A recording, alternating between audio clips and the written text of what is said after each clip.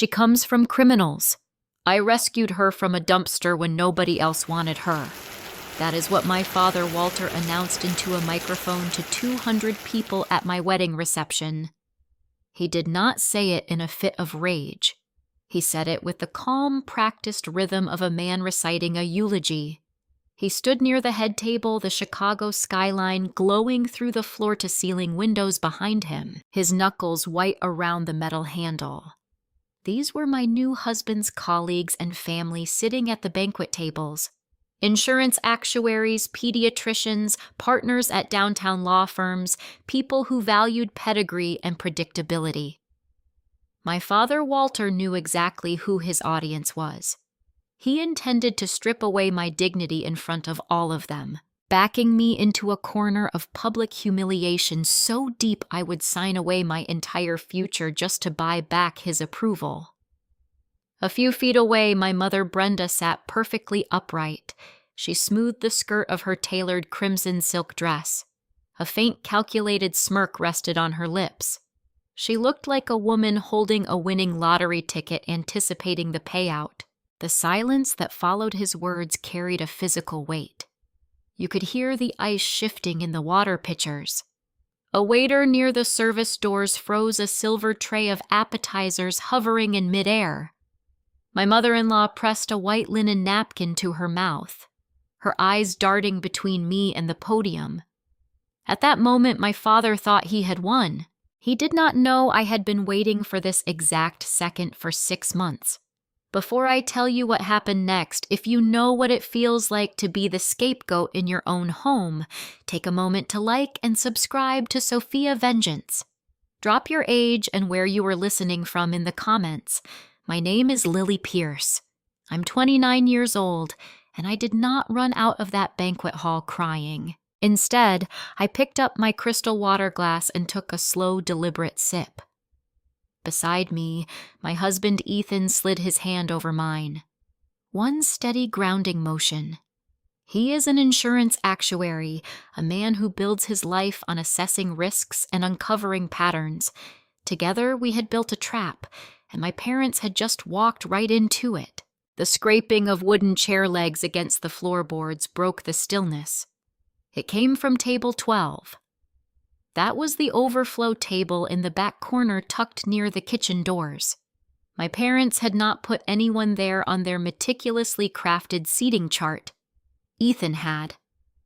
A woman stood up. She wore a simple navy dress, her dark hair pulled back into a neat clasp.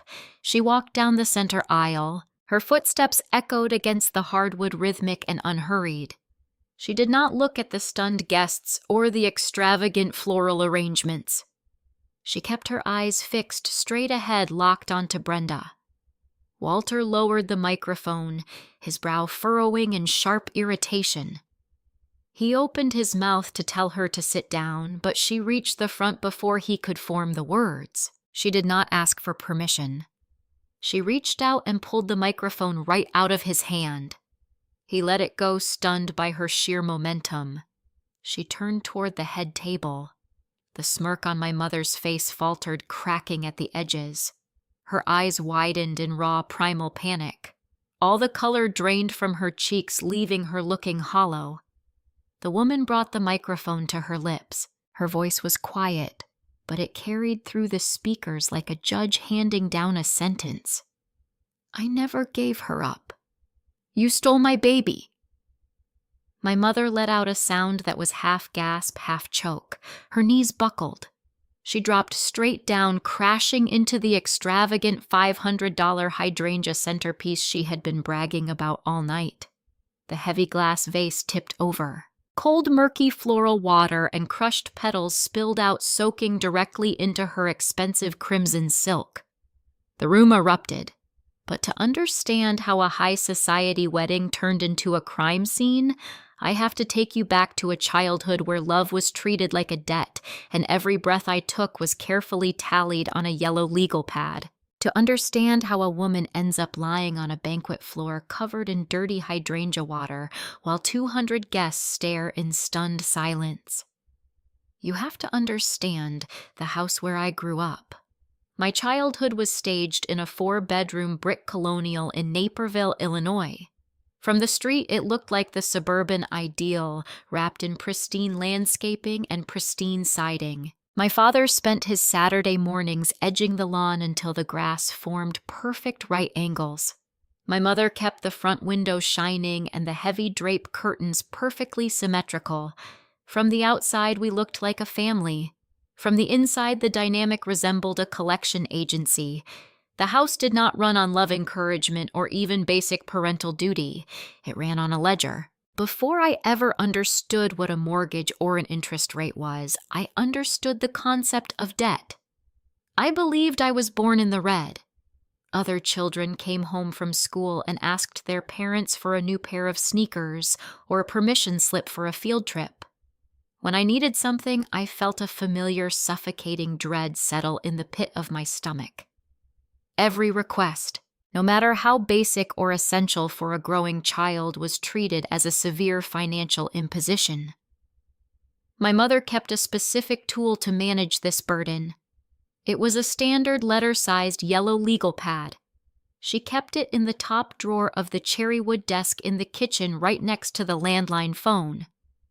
That pad was the governing document of my early life. She did not use it for grocery lists or recipe notes. She used it to tally my existence. Every winter coat, every pair of school shoes, every lunchbox, and every dental copay was meticulously recorded in her neat, slanted handwriting.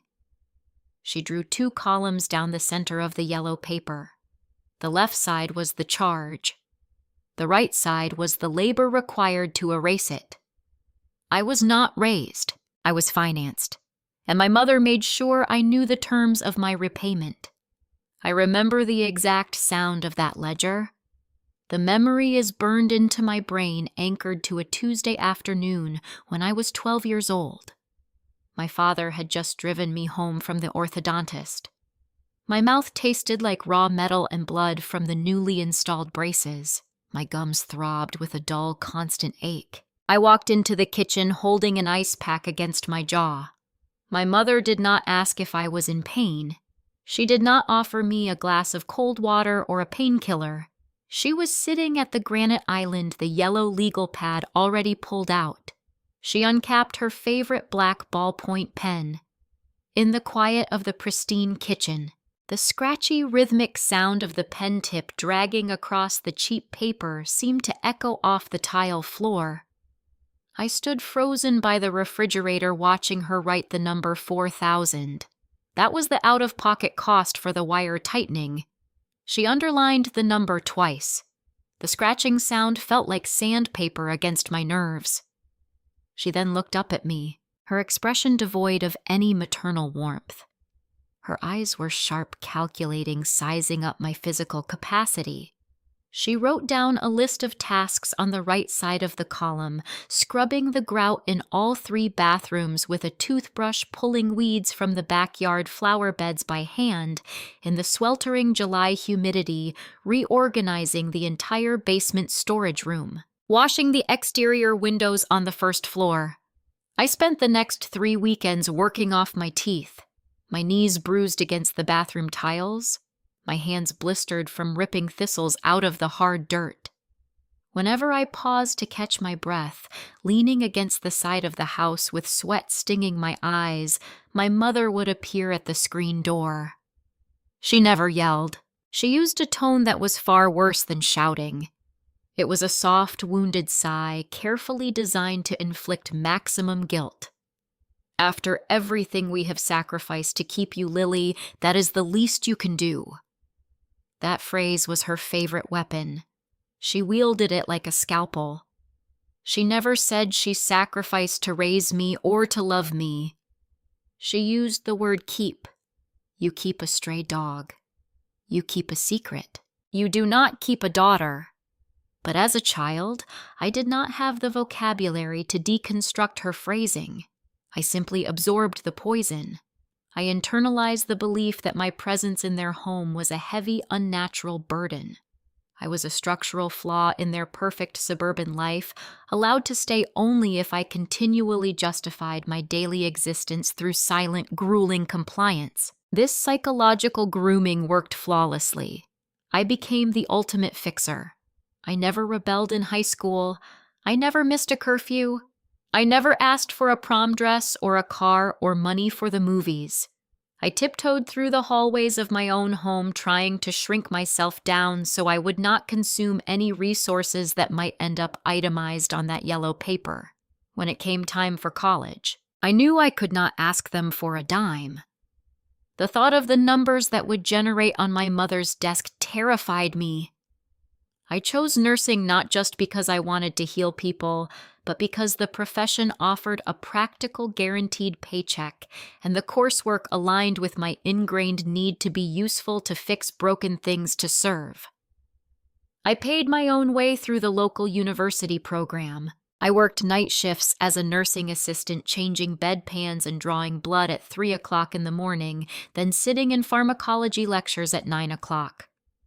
I drank stale break room coffee until my hands shook. I survived on discount cafeteria food.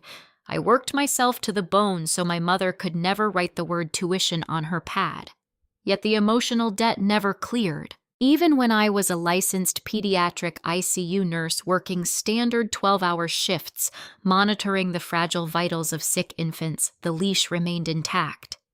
On my rare days off, my phone would ring. It would be my mother demanding I drive back to Naperville to power wash their back deck or organize her pantry. My feet would be swollen, my lower back aching from standing on hospital linoleum all night. But I would get in my used car and drive to the suburbs. I would scrub their deck. I would arrange her canned goods. I would do it because the conditioning ran so deep inside my veins. I still believed I owed them for the food I ate when I was 7 years old. I still believed I had to earn my right to breathe the same air as them. I accepted this transactional existence for nearly 3 decades. I assumed this was simply how families operated behind closed doors. I assumed every child felt this lingering, unpayable guilt. But there was one glaring contradiction in my mother's accounting system, a flaw in the logic of her financial terrorism that I willfully ignored for years until Ethan walked into my life and pointed a spotlight directly at it. If resources were so tight, if parental sacrifice was such an agonizing burden, then how did my parents manage the math for my younger sister? Her name is Ashley. She is 3 years younger than me, and her existence was the ultimate paradox of the Pierce household. I remember a Tuesday in late January. The Chicago wind chill had dropped below 0. I had just finished a brutal 12-hour overnight shift in the pediatric ICU. My scrubs were stiff with spilled formula and dried sweat. I stood on the elevated train platform shivering inside a wool coat I had bought secondhand. The metal heater overhead was broken. My phone buzzed in my pocket. It was a text from Ashley. She sent a photo of her dashboard. The digital display read 72 degrees inside the cabin of her brand new dealer, pristine SUV. The caption underneath read, "The heated leather seats in this thing take way too long to warm up. My back is freezing." I stared at the screen, my breath pluming in the icy air. My parents had purchased that vehicle for her 24th birthday. Cash, no financing, no yellow legal pad tallying the monthly insurance premiums. While I calculated whether I could afford to add an extra shot of espresso to my morning coffee, my sister drove a luxury import without knowing the price of a single oil change. This discrepancy was not an accident. It was a carefully engineered mechanism of control. Brenda knew that if Ashley and I ever sat down and honestly compared our experiences, the entire foundation of her authority would crumble. 2 isolated people are much easier to manage than a united front. So, my mother manufactured a bitter, unspoken rivalry between us. She accomplished this by feeding Ashley a steady diet of whispers. When I could not attend a family dinner because I picked up a holiday shift to pay my rent, Brenda would sigh and tell my sister that I was obsessed with money, that I cared more about a paycheck than my own blood. If my mother denied Ashley a minor request, she would blame me. She would claim my needs were draining their retirement accounts even though I had not asked them for a single dollar since high school.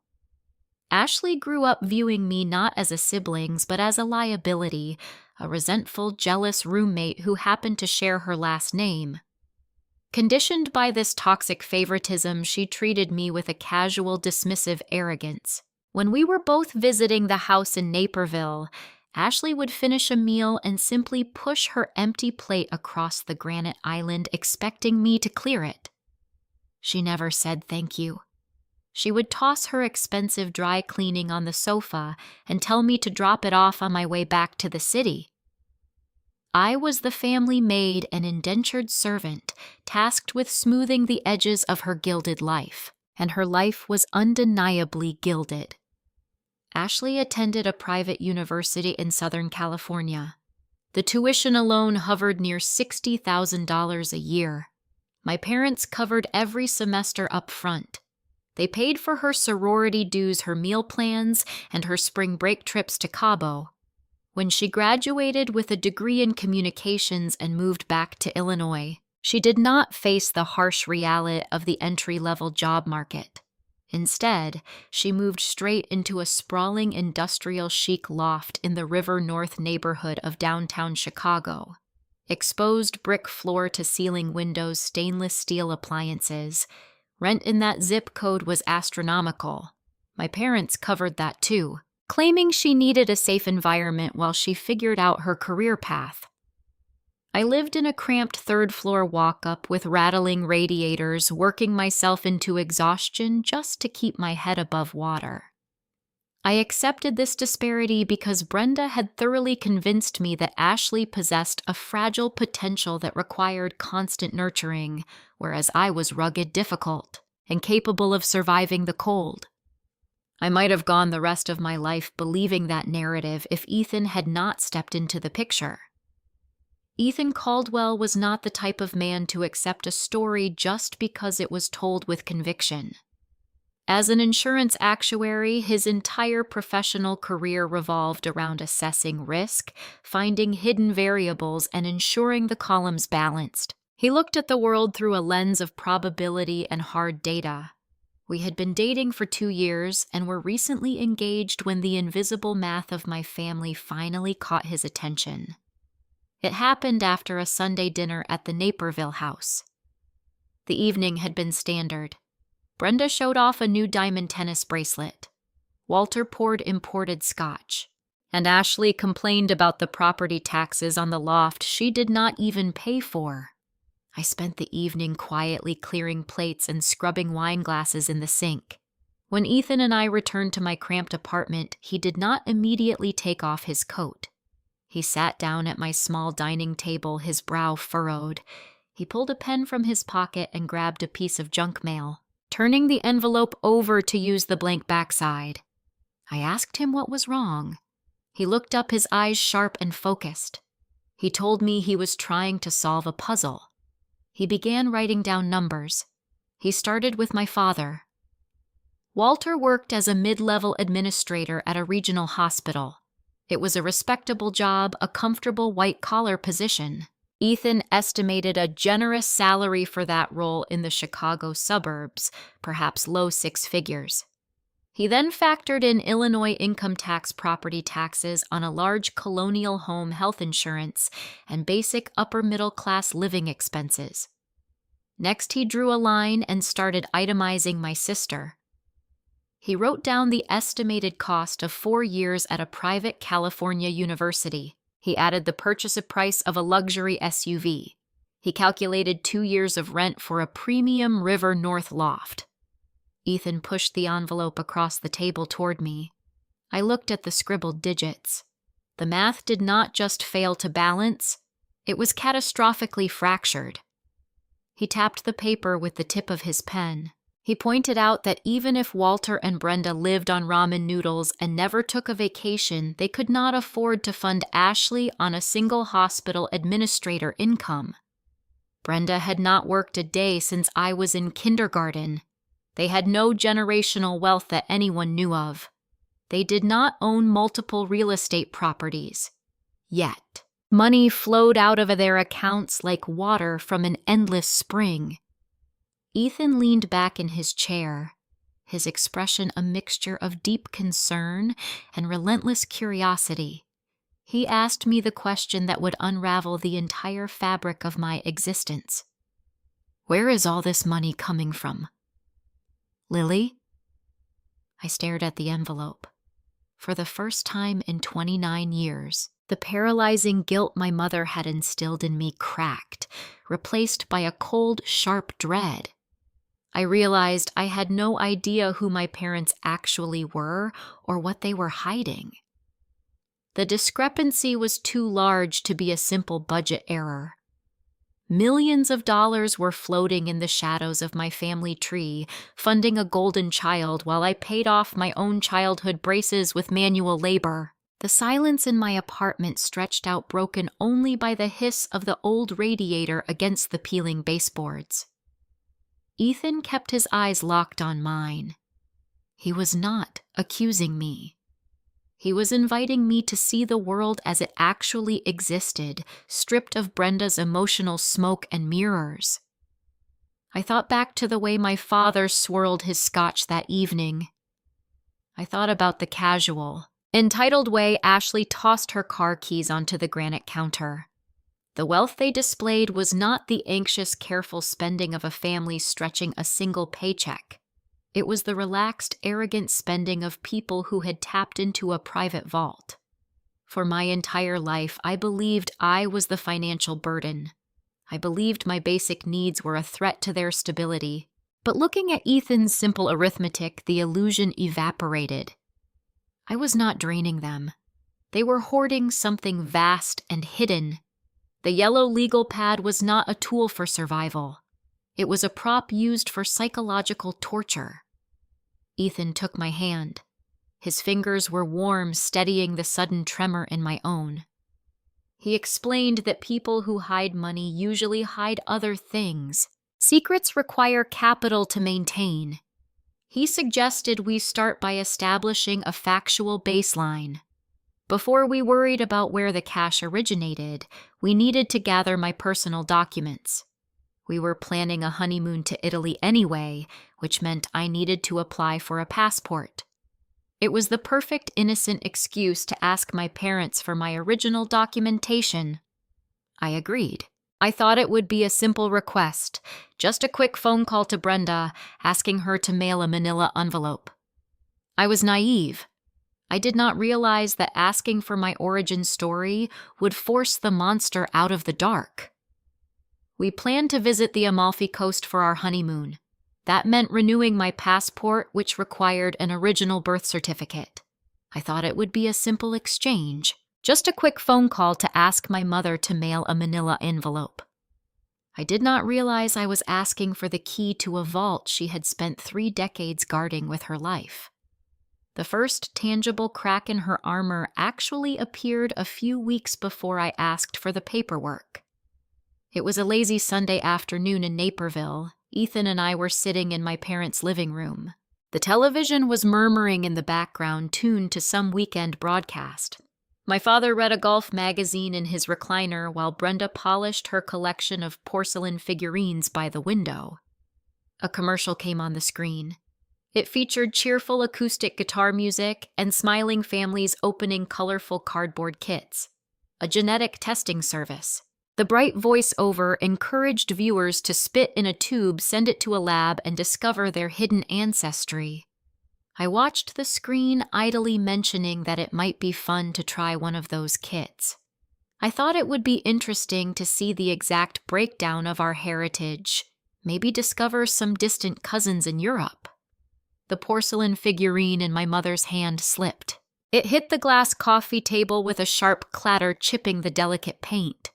Brenda did not reach for the broken piece.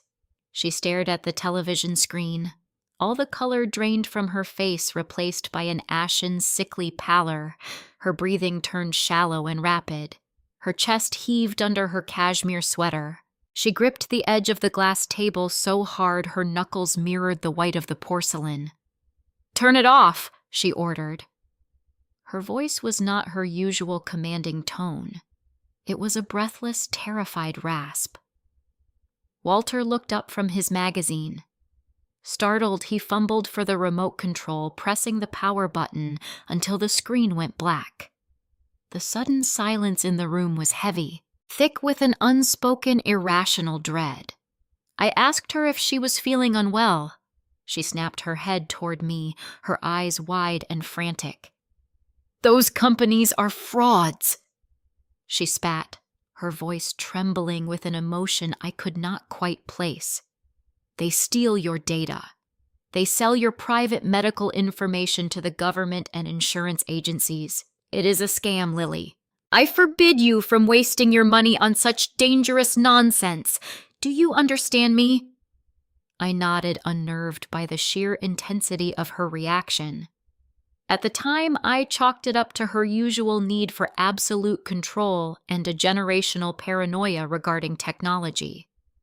I brushed it off, but the image of her white knuckles gripping the glass table stayed lodged in my memory, a strange puzzle piece that did not quite fit the picture of our quiet suburban life. 3 weeks later, I called her to ask for my vital records. I explained the federal passport requirements for the Italy trip. The line went dead quiet. I could hear her steady, measured breathing through the receiver. She asked why I needed the original copy. She suggested I just use my driver's license. I explained travel regulations again, feeling a familiar exhaustion creeping into my bones. Every interaction with her required a defense. She sighed, deploying her signature weapon, and told me she would have to dig through the attic. She complained about the dust and the physical toll the search would take on her joints. It took her 14 days to produce the document. She handed it to me during our next visit, sliding a crisp white envelope across the granite kitchen island. She did not look me in the eye. She busied herself wiping down the pristine counters with a microfiber cloth. She muttered something about the original being damaged in a basement flood years ago, forcing her to request a replacement from the county clerk. I took the envelope without opening it, thanked her, and stuffed it into my purse. Later that evening, inside the quiet safety of our city apartment, I pulled the document out and laid it on our small dining table. Ethan was sitting across from me, reviewing a stack of risk assessment files for his firm. He pushed his laptop aside and looked at the paper. As an actuary, his daily life revolved around detecting anomalies. He was trained to spot inconsistencies that ordinary people glossed over. He reached out and picked up the certificate. He rubbed the paper between his thumb and index finger. His brow furrowed. He stood up, walked over to the floor lamp in the corner of the living room, and held the document directly up to the glowing bulb. He asked me to come look. I stood beside him, staring at the illuminated sheet. "The paper stock is wrong," Ethan murmured. He pointed to the blank spaces illuminated by the light. There were no state seals embedded in the fiber, no security watermarks. It was just a heavy, high-quality cardstock, the kind you could buy in bulk at any modern office supply store down the street. He lowered the paper and brought it closer to his face. He traced the text with his finger. The ink was perfectly uniform, devoid of the slight bleeding or uneven pressure typical of typewriters or early 90s printers. The font was a standard default digital design, introduced by major software companies well after the year I was born. Then his eyes locked onto the hospital name printed under the location of birth. "St. Jude Memorial Medical Center," he read aloud. He pulled his phone from his pocket, his thumb flying across the screen. A moment later, he turned the display toward me. He had pulled up a historical registry of corporate hospital mergers in the Chicago area. St. Jude Memorial did not exist under that specific corporate umbrella until a merger in 2004. In the year of my birth, it was called Cook County West Hospital. The facility name on the document was anachronistic. It was a glaring, undeniable chronological error. My stomach contracted. The air in the apartment suddenly felt very cold. This was not a replacement document ordered from a legitimate county clerk. It was a forgery, a poorly executed fabrication designed to placate me and keep me from asking the state for my real file. Why would my own mother forge my birth certificate? We brought it up the following Sunday. We were sitting at the formal dining table in Naperville. Walter was carving a roast chicken. Ashley was texting on her phone, ignoring the meal entirely. Ethan waited until the plates were full.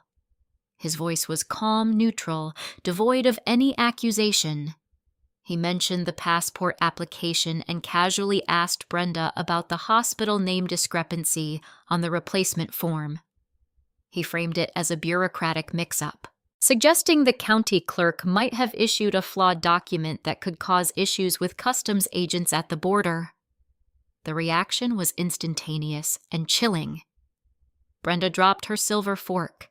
It clattered loudly against her fine china plate.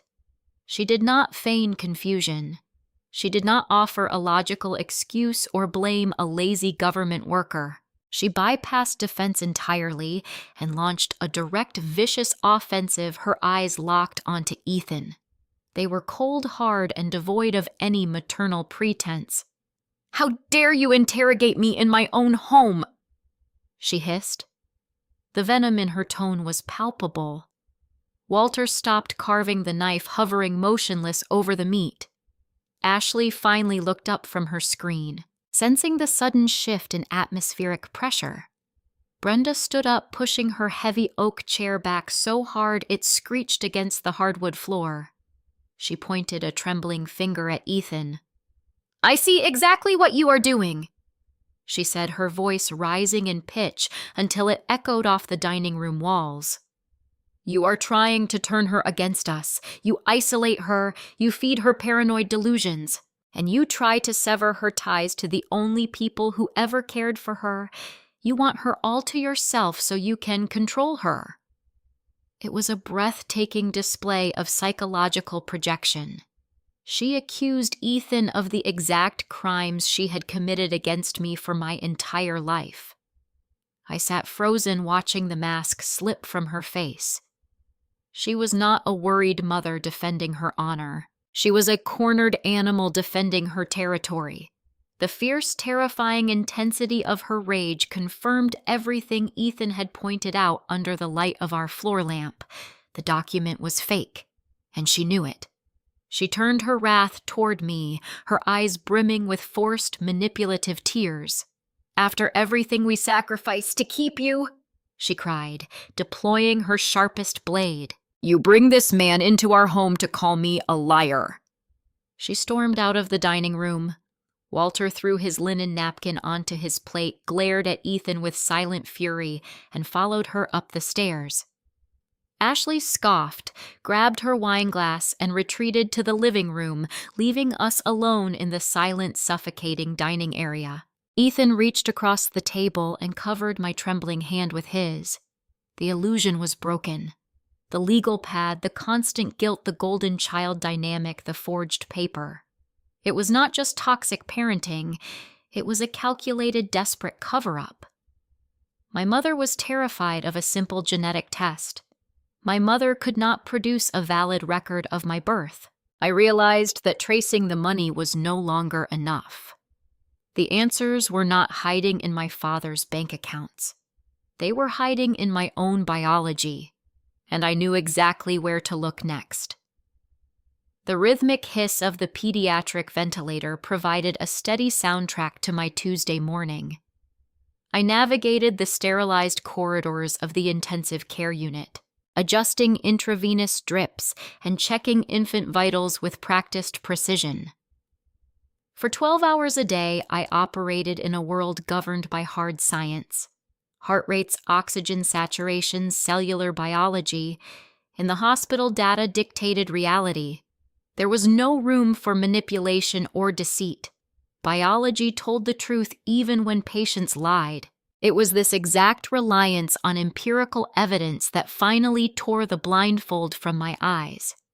Every October, the healthcare network mandated an annual employee wellness screening. It was a routine bureaucratic requirement. We lined up in the occupational health clinic, rolled up our sleeves, and offered a few vials of crimson fluid to ensure our infectious disease titers remained high and our general metrics stayed within acceptable ranges. I barely registered the pinch of the needle. My mind was still tangled in the argument from the previous Sunday, replaying Brenda's ferocious reaction to Ethan questioning my documentation. Her rage felt disproportionate, a theatrical smokescreen hiding something darker. 2 days after the blood draw, an automated email chimed on my phone, notifying me that my laboratory results were uploaded to the staff portal. I was sitting in the third-floor break room. The space smelled of burnt coffee and harsh citrus disinfectant. The fluorescent tubes overhead flickered with a faint, irritating buzz.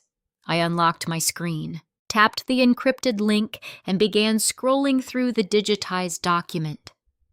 My cholesterol levels were optimal. My vitamin counts registered normal.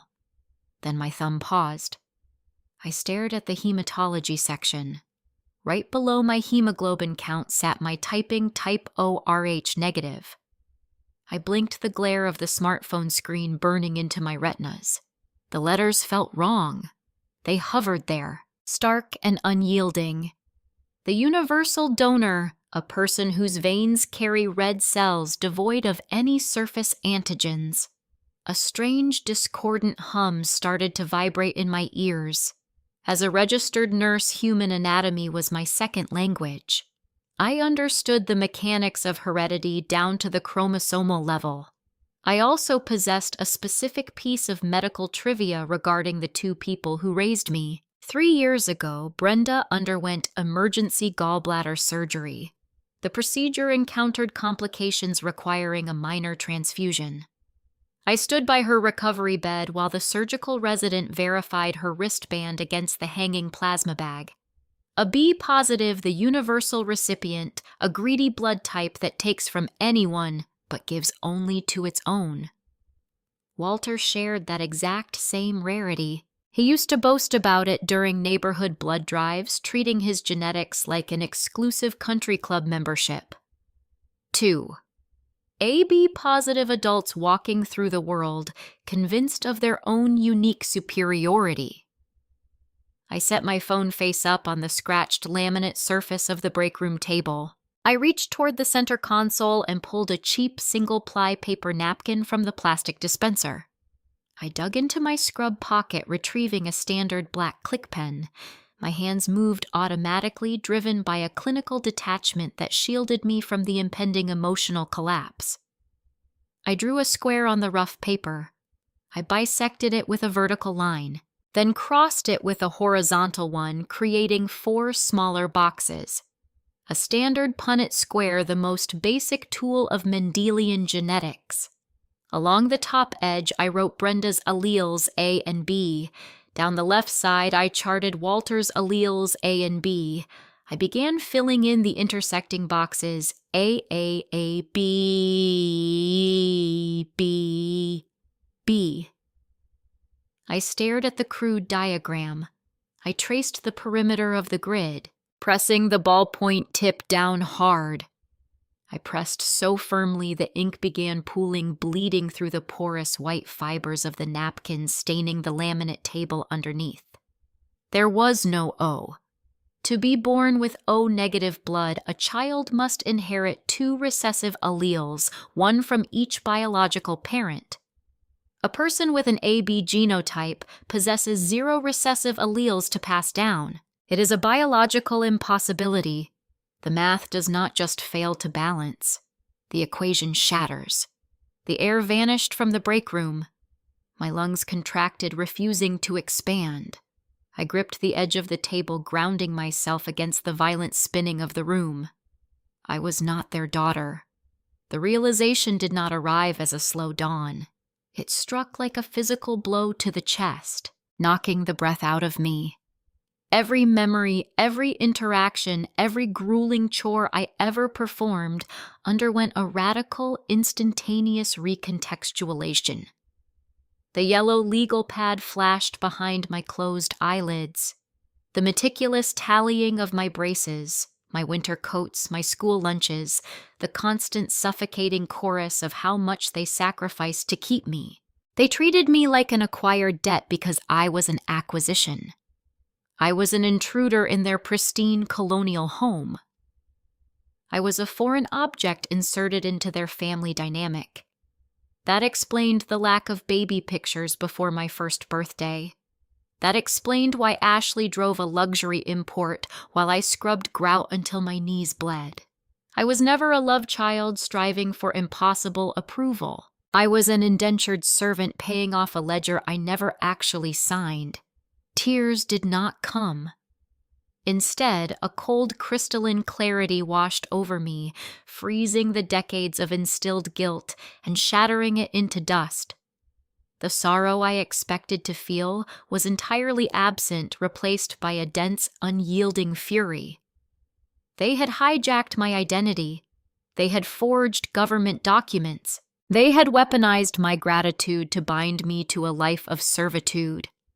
I folded the ink-stained napkin, carefully creasing the edges until it formed a small, sharp square.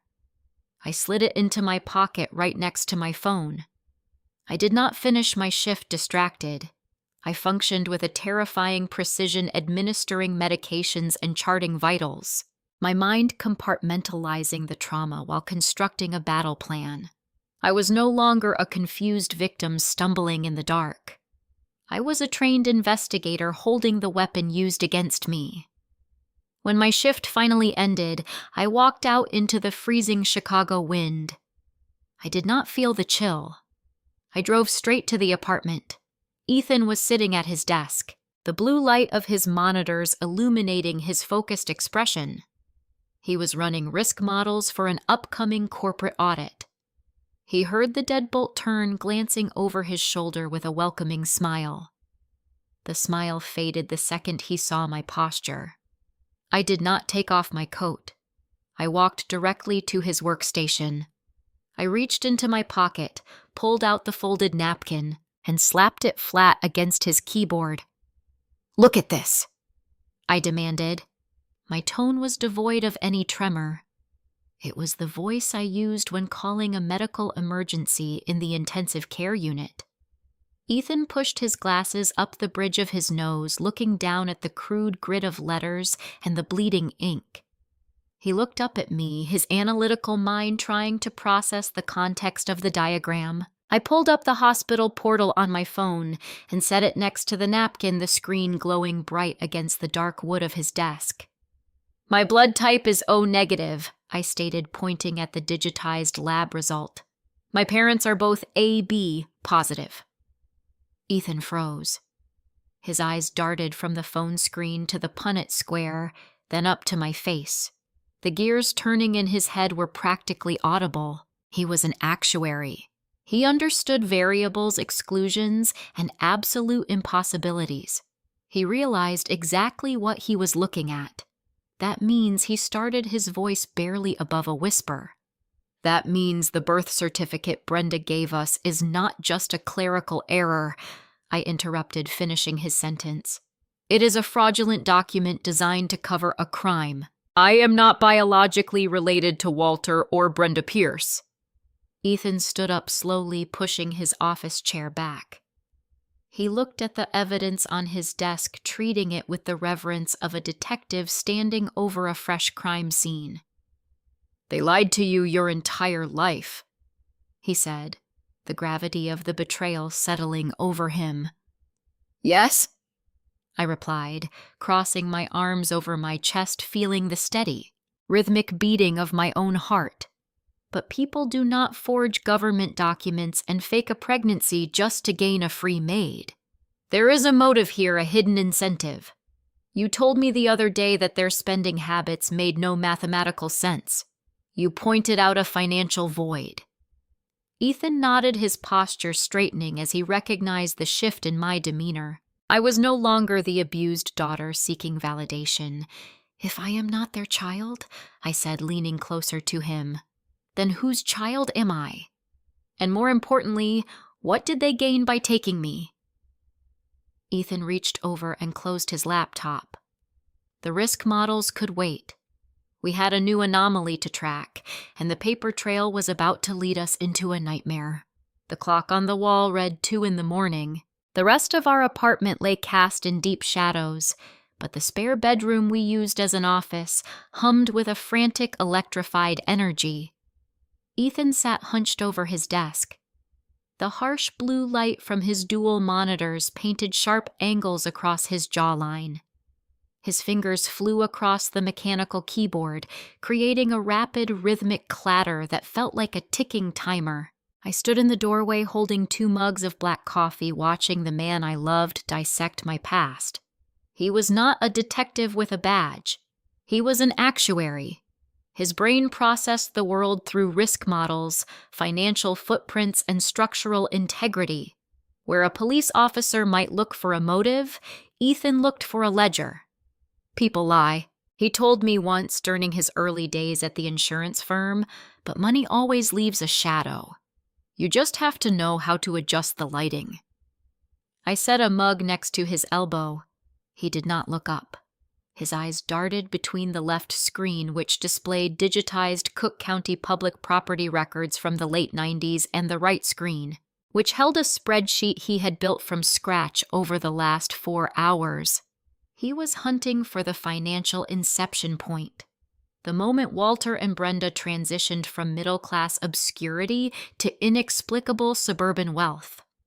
On the left monitor, a digital scan of a real estate deed materialized. It was the closing document for the 4-bedroom colonial house in Naperville, paid in cash. No mortgage originated. The date of the transaction glowed on the screen, October 12, 1997. Ethan tapped his index finger against his desk, tracing an invisible line to the right monitor. He brought up a separate window, a historical directory of Cook County West Hospital employees. Walter Pierce was listed there as a patient liaison in the risk management department. His salary was standard for a low-level administrator. Yet barely a month after a specific incident at that hospital, Walter possessed enough liquid capital to purchase a pristine suburban estate outright. I pulled up a chair beside Ethan, the heat from the coffee mug radiating into my cold palms. We knew the biological equation was impossible. Now we needed to map the crime. Ethan narrowed his search parameters. He accessed archived Illinois civil court dockets filtering for lawsuits filed against Cook County West Hospital in the fall of 1997. He cross-referenced the dates with the neonatal and maternity wards. The search returned a maze of sealed documents and redacted files. Most medical malpractice suits are settled quietly, locked behind ironclad non-disclosure agreements to protect the hospital brand. But Ethan understood the architecture of settlements. They require routing numbers, trust formations, and probate court approvals. He bypassed the medical records and sifted through the financial disclosures required for guardianship payouts. After another hour of relentless clicking, a single name slipped through the cracks of the redacted archives: Valerie Miller. The filing was a civil tort claim initiated in late September of 1997. Valerie was 20 years old at the time. The brief, unsealed summary of the initial complaint outlined a horrific tragedy. According to the filing, Valerie was admitted for a routine delivery. Hours later, hospital staff informed her that a catastrophic respiratory failure had occurred. She was told her infant daughter had died shortly after taking her first breath. The breath caught in my throat. I read the words on the screen over and over. Infant deceased. Catastrophic failure. I touched my own neck, feeling the steady pulse beneath my skin.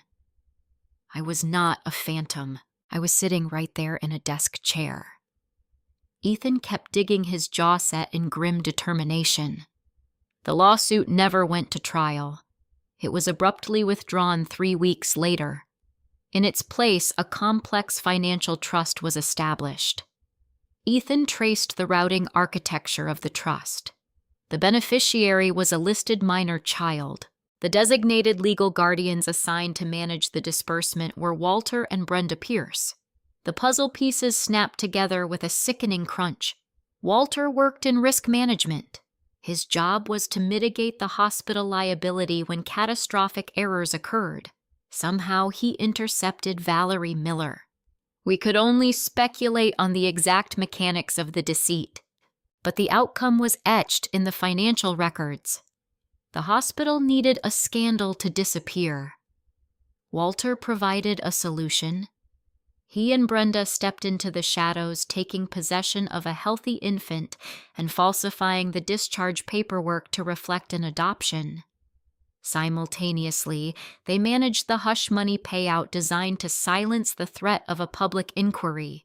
The total sum of the settlement routed into that guardianship trust was $1.5 million. I stared at the figure, 7 digits staring back at me, rendering my entire childhood a grotesque farce. Brenda did not want a daughter. She did not endure the struggles of motherhood out of a deep, unfulfilled maternal instinct. She wanted a paycheck. I was the collateral required to unlock a fortune. Every time she handed me a toothbrush to scrub the bathroom tile, every time she tallied the cost of my winter coat on her yellow legal pad. She was not sacrificing her hard-earned money. She was dipping into an account that belonged to the traumatized girl she had helped rob. I was paying off a debt using my own stolen inheritance. The cold, clinical efficiency of the crime was staggering. They had weaponized my gratitude, making me thank them for the roof over my head, a roof purchased with the settlement money attached to my stolen identity.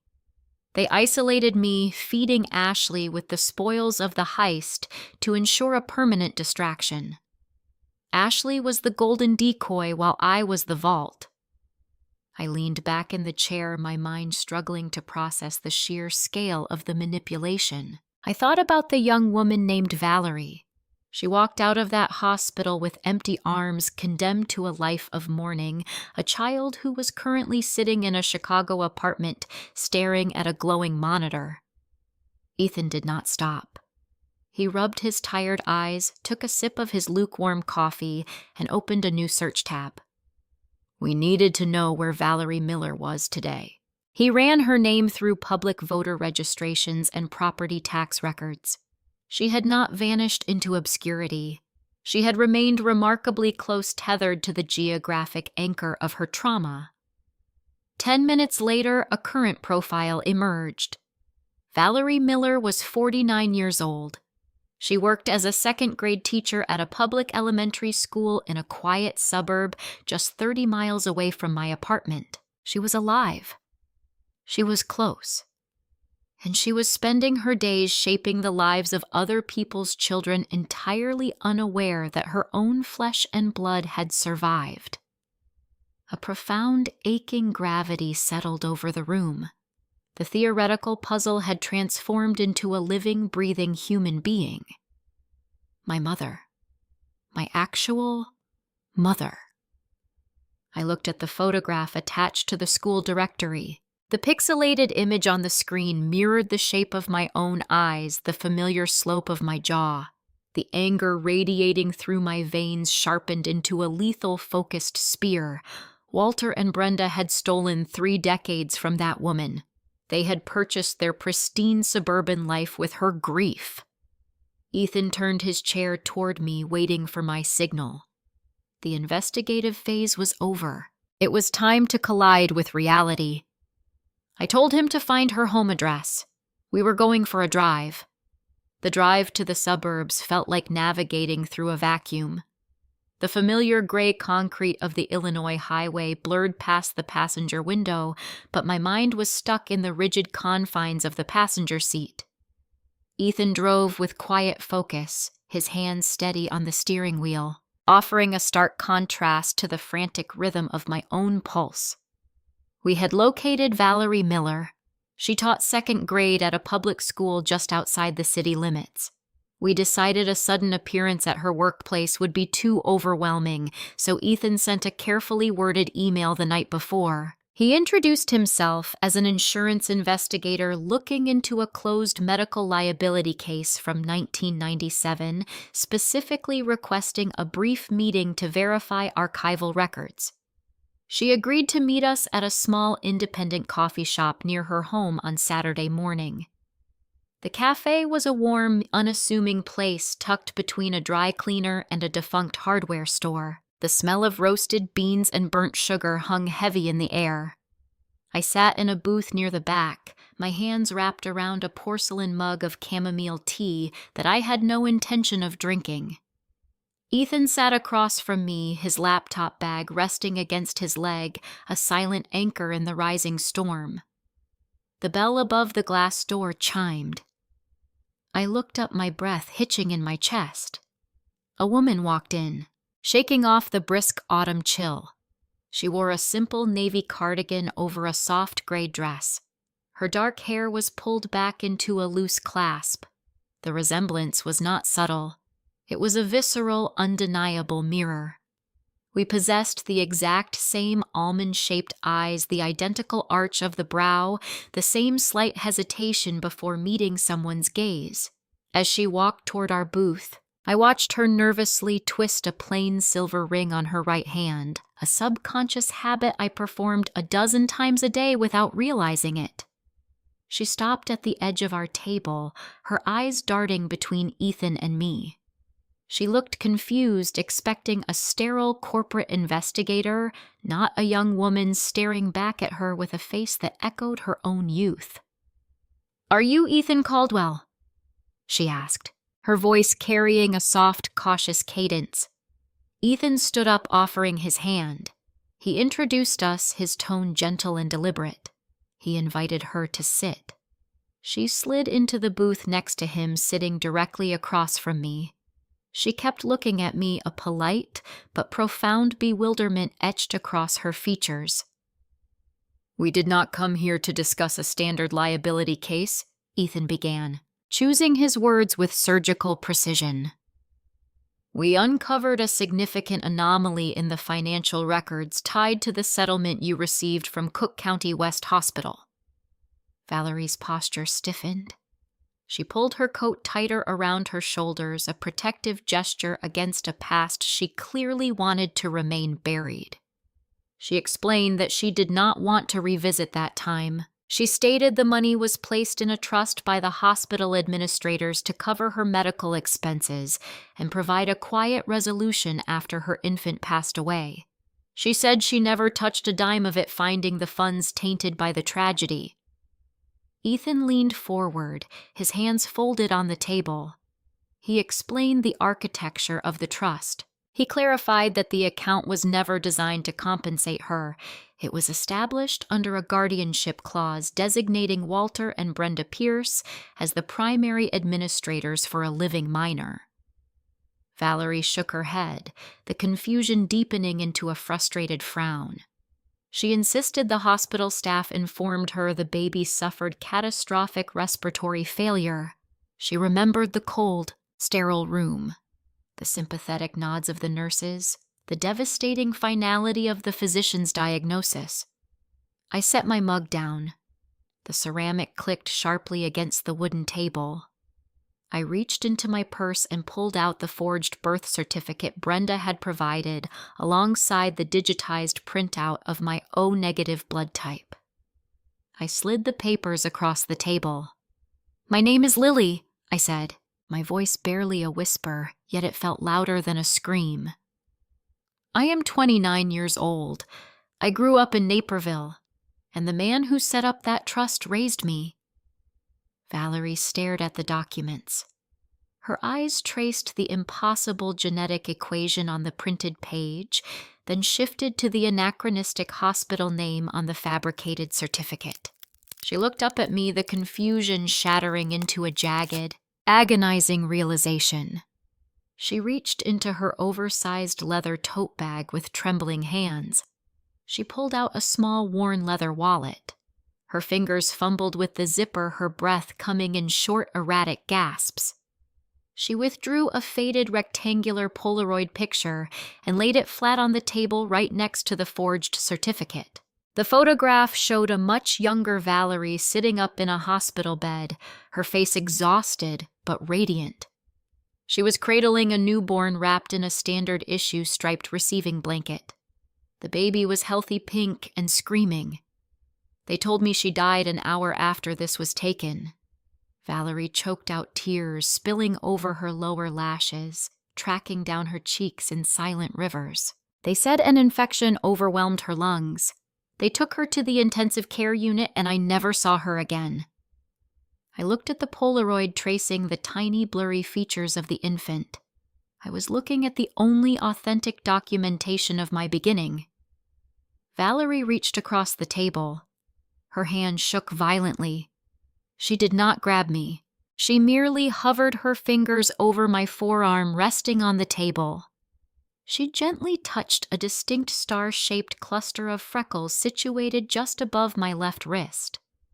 She pulled back her own sleeve, revealing the exact same constellation of melanin on her own arm. The physical proof collapsed the final barrier. The dam broke. Valerie covered her face with her hands, her shoulders shaking with the weight of 29 stolen years. She wept not just for the child she thought she lost, but for the life she was manipulated into abandoning. As I sat there listening to the raw, unfiltered grief of my actual mother, the auditory memory of Brenda's voice invaded my mind. The harsh, calculating demand echoing in the pristine suburban kitchen. "After everything we sacrificed to keep you." The contrast was a physical sickness. I remembered scrubbing baseboards to pay for my winter coat, while Brenda managed a $1 million trust funded by the tears of the woman sitting across from me. I remembered the yellow legal pad, the meticulously itemized ledger of my supposed debt. While Walter deposited hush money to buy his pristine colonial house and fund his golden child's luxury lifestyle. They did not just steal a baby, they stole a mother. They commodified my existence, turning me into a human shield and an indentured servant, all to mask the largest financial acquisition of their lives. The profound sorrow in the coffee shop slowly solidified into something much colder and far more dangerous. Valerie lowered her hands, wiping her face with a coarse paper napkin.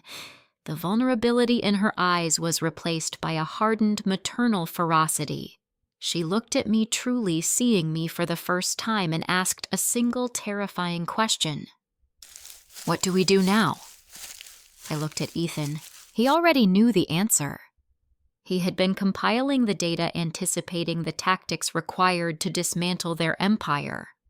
"We do not confront them in private," I said, my voice steady, stripped of any hesitation. "If we walk into their house in Naperville, Brenda will deploy her tears. Walter will lawyer up. They will deny, obfuscate, and drag this through civil litigation for a decade while hiding the remaining assets. They have controlled the narrative for 29 years because they operated in the shadows." I leaned closer to Valerie, closing the physical distance between us. "I am getting married in exactly 1 month," I explained. "The guest list includes every person they care about impressing. Walter's colleagues, Brenda's social circle, Ethan's entire professional network. They value their reputation above all else.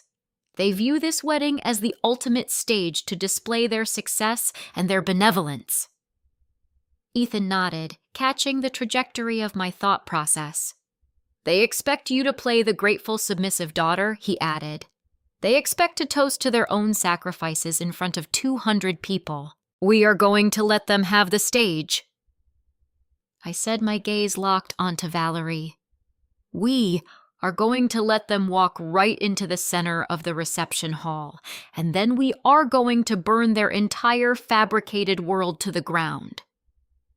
Valerie did not flinch. She looked at the forged certificate, then at the Polaroid, and finally back at me. She nodded, a silent, ironclad agreement passing between us. The heist was over. The reckoning was about to begin. To defeat a predator, you must master the art of playing the prey. Brenda possessed a primal instinct for detecting confidence. If I suddenly stopped arguing with her, or if I ceased asking questions about my missing documentation, her paranoia would immediately ignite. She would sense the shift in the atmospheric pressure. She would realize I was no longer afraid of her, and she would launch a preemptive strike to protect her stolen wealth. We could not afford to let her go on the defensive while we finalized our trap. I had to feed the monster the exact diet she expected. I had to become a fragile, crumbling mess. I initiated a campaign of strategic deception. I started leaving breadcrumbs designed to make my adoptive parents believe the pressure of the upcoming nuptials was fracturing my mental state. During a forced Sunday afternoon visit to my city apartment, Brenda arrived unannounced under the guise of discussing the reception menu. Before I unlocked the front door, I hastily arranged the coffee table. I scattered several glossy travel brochures across the glass surface.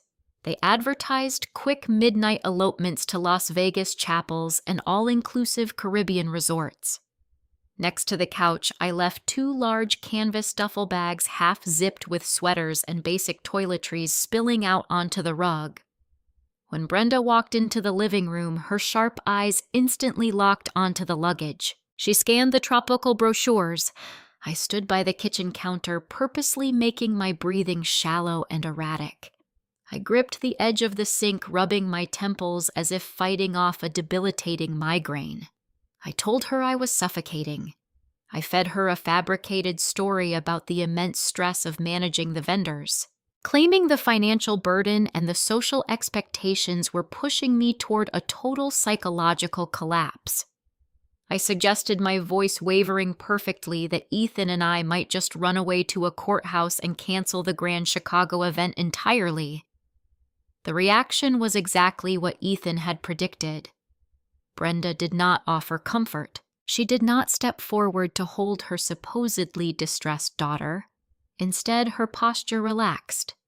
The rigid tension in her shoulders melted away. She picked up one of the travel brochures, inspecting it with a slow, deeply satisfied curve of her lips. To Brenda, my simulated panic was intoxicating. The sight of me packing bags, seemingly preparing to flee the pristine society wedding she had orchestrated, gave her the ultimate leverage.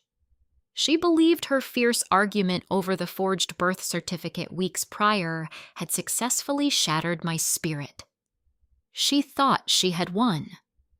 She played the role of the exasperated martyr, sighing heavily and telling me to stop acting like a dramatic child. She assured me she would handle the remaining details, patting my arm with a chilling, triumphant condescension before leaving the apartment.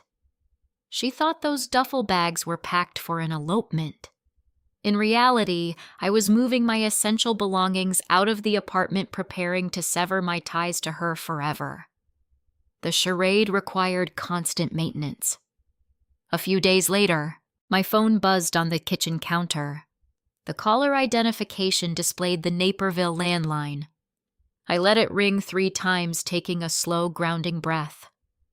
I dropped my shoulders, softening my posture, even though she could not see me.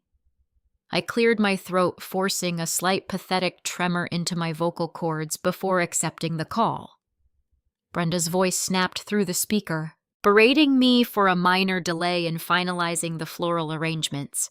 She complained about my lack of gratitude. I deployed the tears. I squeezed my eyes shut, pushing a wet, frantic edge into my apologies. I told her I was sorry, that I was just so overwhelmed that I could not do anything right. I listened to her lecture me for 4 uninterrupted minutes, absorbing the verbal abuse while staring blankly at the brick wall of my kitchen. She reveled in my apologies, her tone dripping with smug superiority. When she finally hung up, the facade vanished instantly. The fake tears dried, my heart rate did not even fluctuate. I lowered the phone, my expression settling into a cold, hollow mask. I turned my attention back to the dining table, which looked less like a wedding planning station and more like a war room. I picked up a freshly printed bank document. It displayed the intricate routing numbers connecting Walter to the 1997 Guardianship Trust. Without a single blink, I slid the paper into a heavy-duty plastic sheet protector. I placed it into a thick black 3-ring binder, snapping the metal rings shut with a sharp, echoing click. This was the master binder. It was the physical manifestation of our vengeance, carefully curated by an actuary who understood that a courtroom required airtight arithmetic, not just emotional testimony. We organized the evidence into rigid categories. The first tab contained the biological proof. It held the digitized lab result displaying my universal donor status, paired with the medical records showcasing Walter and Brenda's genetic incompatibility. The second tab held the anachronistic county document flagged with Ethan's notes, detailing the impossibility of the corporate hospital name. The third tab contained the unsealed civil tort naming Valerie Miller as the plaintiff. The final, heaviest section held the financial audit. It traced the invisible lines of the settlement payout directly into the suburban lifestyle that had funded my sister's luxury vehicles and private tuition. But paper alone could not guarantee our safety. We had to protect the human element. Valerie lived too close to Naperville. Walter possessed resources, connections, and a desperate need for self-preservation. If he sensed the trap closing, he might attempt to silence her or intimidate her into disappearing again. I used those packed duffel bags to secretly move Valerie out of her house. Ethan rented a secure short-term corporate apartment under a Shell LLC name, located in a dense downtown high-rise where access required key fobs and security clearance. Valerie took a sudden, unexplained leave of absence from the elementary school, citing a sudden family emergency. We moved her under the cover of darkness, ensuring the woman who gave me life would not become a casualty of the fallout. With the victim secured, the binder needed teeth. An actuary and a pediatric nurse could present the facts, but we needed a badge to enforce the consequences. Ethan reached out to a professional contact. His name was investigator Michael Sterling, a seasoned detective with the Illinois State Police who specialized in complex white-collar financial fraud. Ethan had collaborated with him 2 years prior on a corporate embezzlement audit, earning the investigators deep respect for his meticulous data tracking. We arranged a meeting late on a Thursday night. We chose a sterile 24-hour diner on the outskirts of the city, far from any neighborhood my parents frequented. The neon sign buzzed outside the foggy window. The air inside smelled of stale fry grease and strong black coffee. Michael sat in the corner booth wearing a wrinkled trench coat over a plain suit. We slid into the vinyl seats across from him. We did not offer pleasantries. I placed the heavy black binder onto the sticky table and pushed it forward. "Read it," I said. Michael flipped the heavy cover open. He took a sip of his coffee, his eyes scanning the first page. For the next 40 minutes, the only sound at our table was the rustling of plastic sleeves and the low hum of the diner refrigerator. We watched the realization hit the seasoned investigator. The skepticism in his eyes slowly morphed into a hard, rigid shock. The statute of limitations on standard medical malpractice had long expired, but Michael understood the broader implications of the paperwork: fraudulent adoption, kidnapping, the forging of state vital records, and the continuous financial embezzlement of a minor's trust constituted a string of severe ongoing felonies with heavy federal weight. Michael closed the binder. He looked at Ethan, then turned his gaze to me. He did not offer empty sympathy. He offered a tactical alliance. He agreed to initiate a quiet parallel investigation, securing the necessary warrants under the radar so Walter would not receive any early warnings from his hospital legal team. He promised to have plainclothes officers positioned in the shadows of the reception hall on the day of the wedding. The trap was fully armed. The authorities were waiting in the wings. All I had to do was survive the final weeks and walk down the aisle. I thought my flawless performance as the crumbling, panicked bride had successfully pacified my mother. I believed my fake tears had purchased the silence we needed to reach the finish line. I underestimated the depth of her cruelty. Brenda did not just want to see me broken. Her need for absolute dominance required more than my submission.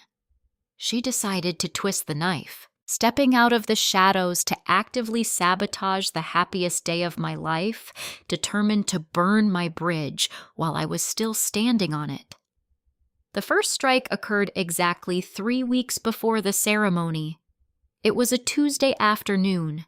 I had just finished charting patient vitals in the intensive care unit when my phone buzzed in my scrub pocket. I stepped into the hallway, pulling down my surgical mask.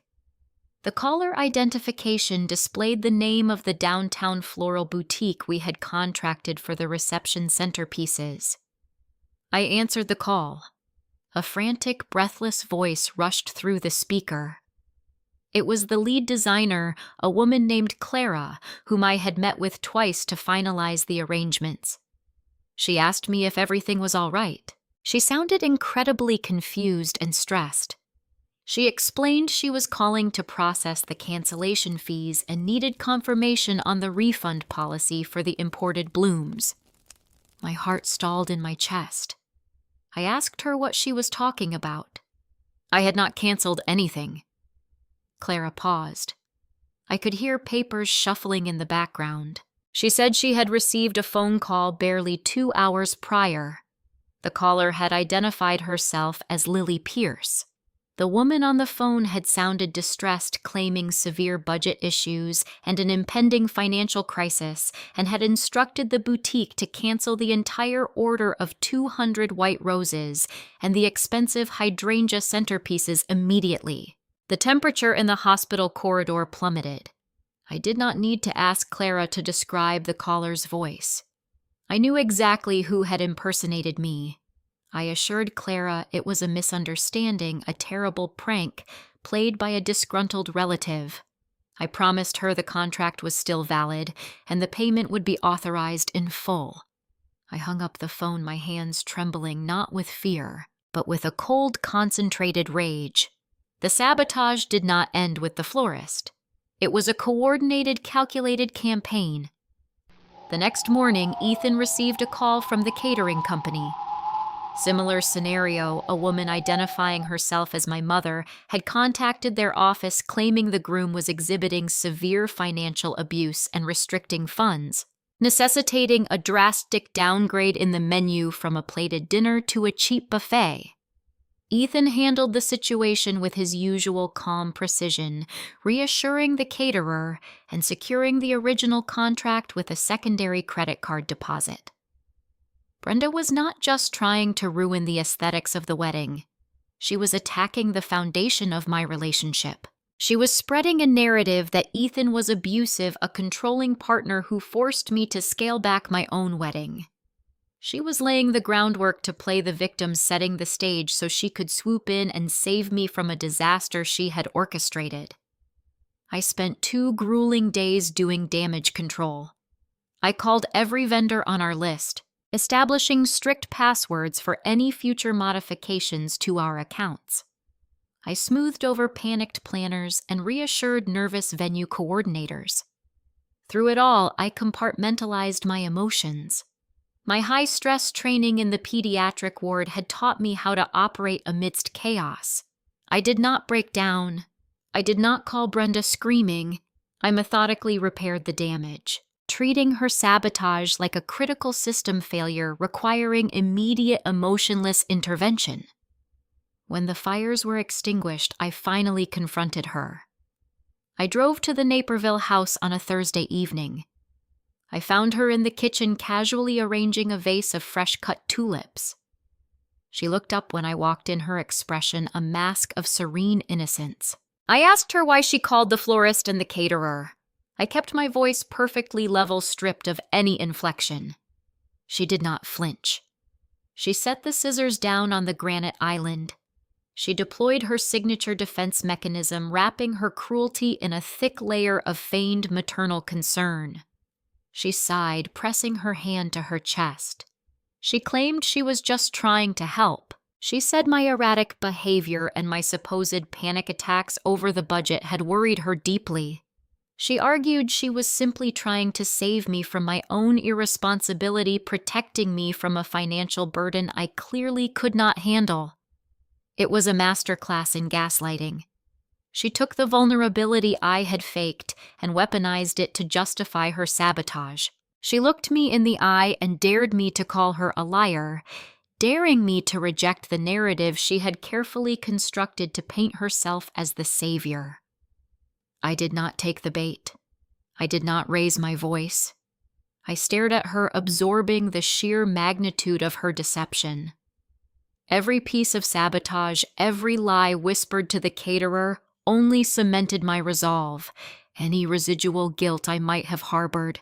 Any lingering attachment to the woman who raised me evaporated completely in that pristine suburban kitchen. There was no family left to save. There was only the mission to destroy Brenda's empire of lies. I nodded, offering a tight, unconvincing smile. I thanked her for her concern and told her the contracts were secured. I turned and walked out the front door, leaving her standing amidst her tulips, oblivious to the fact that her actions had guaranteed her own destruction. She thought her sabotage had secured her dominance. She believed she had successfully destabilized my life, forcing me to rely on her guidance.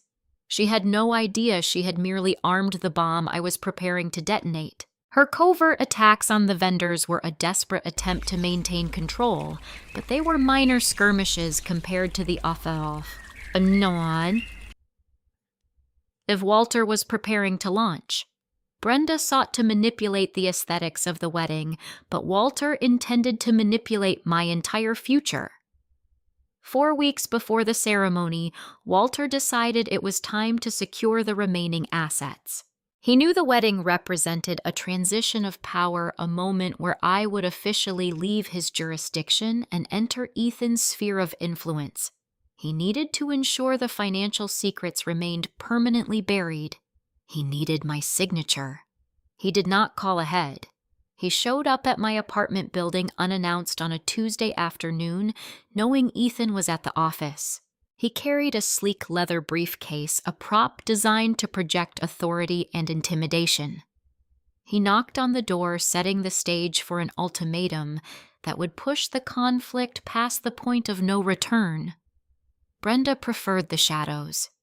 She utilized Whisper's canceled floral arrangements and staged panic to maintain her grip on my psyche. My father, however, operated under a different paradigm.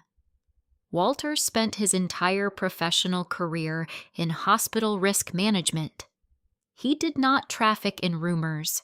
He trafficked in contracts, liabilities, and ironclad signatures. He understood that my impending marriage represented a profound shift in jurisdiction. Once I married an actuary, my financial footprint would merge with a man trained to spot irregularities. Walter needed to close the loop on his 1997 crime, and he needed to do it before I walked down the aisle. 4 weeks before the wedding, the doorbell rang at my city apartment. It was a Tuesday afternoon. Ethan was at his downtown office running corporate audits. I was alone sorting through a pile of shift schedules for the pediatric unit. I looked through the peephole and felt a cold knot form in my stomach. Walter stood in the hallway. He wore a tailored charcoal suit, his posture rigid and formal. He held a sleek black leather briefcase in his right hand. He did not look like a father dropping by to visit his daughter. He looked like an executive arriving for a hostile takeover. I unlocked the deadbolt and pulled the door open. He did not offer a hug or a warm greeting. He stepped past me, his expensive cologne slicing through the stale air of my third-floor walk-up. He surveyed the cramped living room, his eyes scanning the worn fabric of my sofa and the cheap veneer of my dining table with undisguised disdain. He walked directly to the small kitchen table and set his briefcase flat on the surface. The twin metal latches snapped open with a sharp, synchronized click. He withdrew a thick stack of stapled papers and laid them precisely in the center of the table. "Sit down, Lily," he instructed. His tone left no room for negotiation. I took the chair across from him, folding my hands in my lap to hide any potential tremors. I kept my breathing even, channeling the sterile, focused calm I used when stabilizing a critical patient. He reached into his breast pocket and pulled out a heavy silver fountain pen. He began explaining his sudden appearance. He claimed that Ethan was a calculating opportunist. He echoed Brenda's planted rumors stating that my fiancé was exhibiting alarming red flags regarding money. Walter spun a narrative where Ethan was planning to bleed our family dry after the wedding. To prevent this supposed tragedy, Walter explained he had his legal team draft a standard family liability waiver. He pushed the dense stack of papers toward me. He said the document simply protected his and Brenda's retirement assets from any future claims my new husband might attempt to file. He uncapped the silver pen and held it out to me. His eyes were cold, assessing my reaction. He told me I needed to sign the final page immediately. I stared at the thick block of legal jargon. I asked him what would happen if I wanted my own lawyer to read it first. Walter's jaw tightened. He lowered the pen, tapping the metal tip rhythmically against the cheap laminate surface of my kitchen table, the sharp, repetitive thud echoing in the quiet apartment. "If you refuse to sign this today," he said, his voice dropping into a menacing register, "you will leave me no choice. I will cut you off. You will receive zero support from us. Brenda and I will not attend the ceremony. We will inform the extended family of your profound disrespect, and you will find yourself walking down that aisle entirely alone." It was the ultimate threat designed to trigger the deep-seated abandonment issues they had spent 29 years cultivating inside me. They expected me to crumble to grab the pen and trade my signature for their continued conditional presence in my life. But I was no longer the frightened child scrubbing grout to pay off a dental bill. I knew who my real mother was. I knew the man sitting across from me was a kidnapper wearing a tailored suit. I needed to know exactly what was hidden inside those pages, but I could not let him see my suspicion. I feigned a look of overwhelming distress. I let my shoulders slump. I asked him for a glass of water, claiming my mouth was too dry to even think straight. Walter sighed, annoyed by the delay, and turned his back to walk the 3 steps toward the kitchen sink. The moment his eyes left the table, my phone was in my hand. I flipped open the legal packet, my thumb rapidly pressing the camera button. I snapped high-resolution photographs of the first page, the middle clauses, and the signature block. The shutter sound was muted. I slid the phone back into my pocket just as he turned around holding a glass of tap water. I took a slow sip. I looked up at him, summoning every ounce of theatrical hesitation I possessed. I told him I could not sign it right now. I said my nerves were too frayed. The pressure was too high, and I needed just 24 hours to sleep on it before putting my name on a legal document. Walter's face flushed with a dark, contained fury. He snatched the papers off the table, shoving them back into his briefcase. He snapped the latches shut with unnecessary force. He told me I was making the biggest mistake of my life. He promised me there would be severe consequences for my defiance, then turned and walked out, slamming the front door behind him. I stood in the center of the room, my heart hammering against my ribs, waiting for Ethan to come home. Hours later, the sun dipped below the city skyline, casting long shadows across the living room floor. Ethan sat at his desk, the blue light of his monitor reflecting in his glasses. He had transferred the photographs from my phone to his computer, zooming in on the dense paragraphs of legalese. He read the text in silence for 10 minutes. When he finally looked at me, his expression was a mixture of deep disgust and sheer awe at the audacity of the crime. "This is not a liability waiver," Ethan said, his voice steady but laced with a sharp edge. He pointed to a specific clause buried on the 3rd page. He explained the terminology. The document was a retroactive non-disclosure agreement combined with a total forfeiture of trust rights. Walter had buried a clause stating that by signing I acknowledged receipt of all financial obligations owed to me, releasing my guardians from any future audits or claims regarding the 1997 settlement. The truth of Walter's desperation laid bare on the screen. He was not protecting his retirement from my fiancée. He was protecting his stolen wealth from me. The original trust fund held $1.5 million. Over the years, Walter and Brenda had siphoned huge portions of it to buy their pristine house, fund Ashley's luxury lifestyle, and maintain their affluent facade. But there was a remainder, a balance still sitting in the shadows. Walter knew that once I married an actuary, my financial records would be scrutinized. He knew the clock was running out. He needed me to legally forfeit my right to the remaining money and silence myself forever, sealing the vault before Ethan could pry the doors open. My refusal to sign the document in my kitchen did not just anger him, it terrified him. By sending him away empty-handed, I had inadvertently backed a predator into a corner.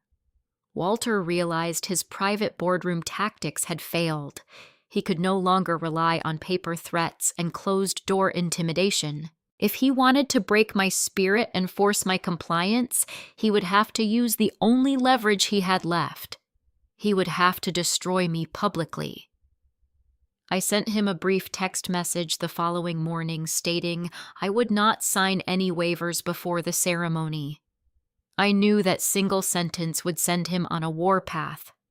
He was going to turn the wedding reception into an execution block. He was going to formulate a lie so humiliating, so devastating, that I would beg him for mercy in front of 200 guests. He was planning his final performance. He had no idea I had already written the ending. The final 72 hours before a wedding are supposed to be a whirlwind of joyous anticipation. For me, they were an exercise in psychological endurance. I was operating behind enemy lines, wearing the uniform of the beautiful, grateful daughter. While every nerve in my body screamed for retaliation, the confrontation with Walter had drawn a stark, uncrossable boundary. He knew I had not signed the waiver. I knew he was preparing a public execution to force my hand. The air between us was thick with a toxic, unspoken hostility, masked only by the presence of extended family and expensive floral arrangements. I had to suppress the visceral disgust that rose in my throat every time Brenda initiated physical contact. During the final dress fitting at the downtown boutique, she insisted on buttoning the delicate silk back of my gown. Her fingers grazed my spine, cold and practiced. She arranged the heavy lace train, looking at our reflection in the three-way mirror. She sighed, deploying a wistful, tearful gaze designed for the benefit of the seamstress. She whispered how hard it was to let me go, claiming she felt like she was losing a piece of her own heart. I looked at her reflection. I did not see a mother. I saw a warden admiring her most successful acquisition. I forced my mouth into a grateful, serene curve. I squeezed her hand, telling her she would always be a part of me.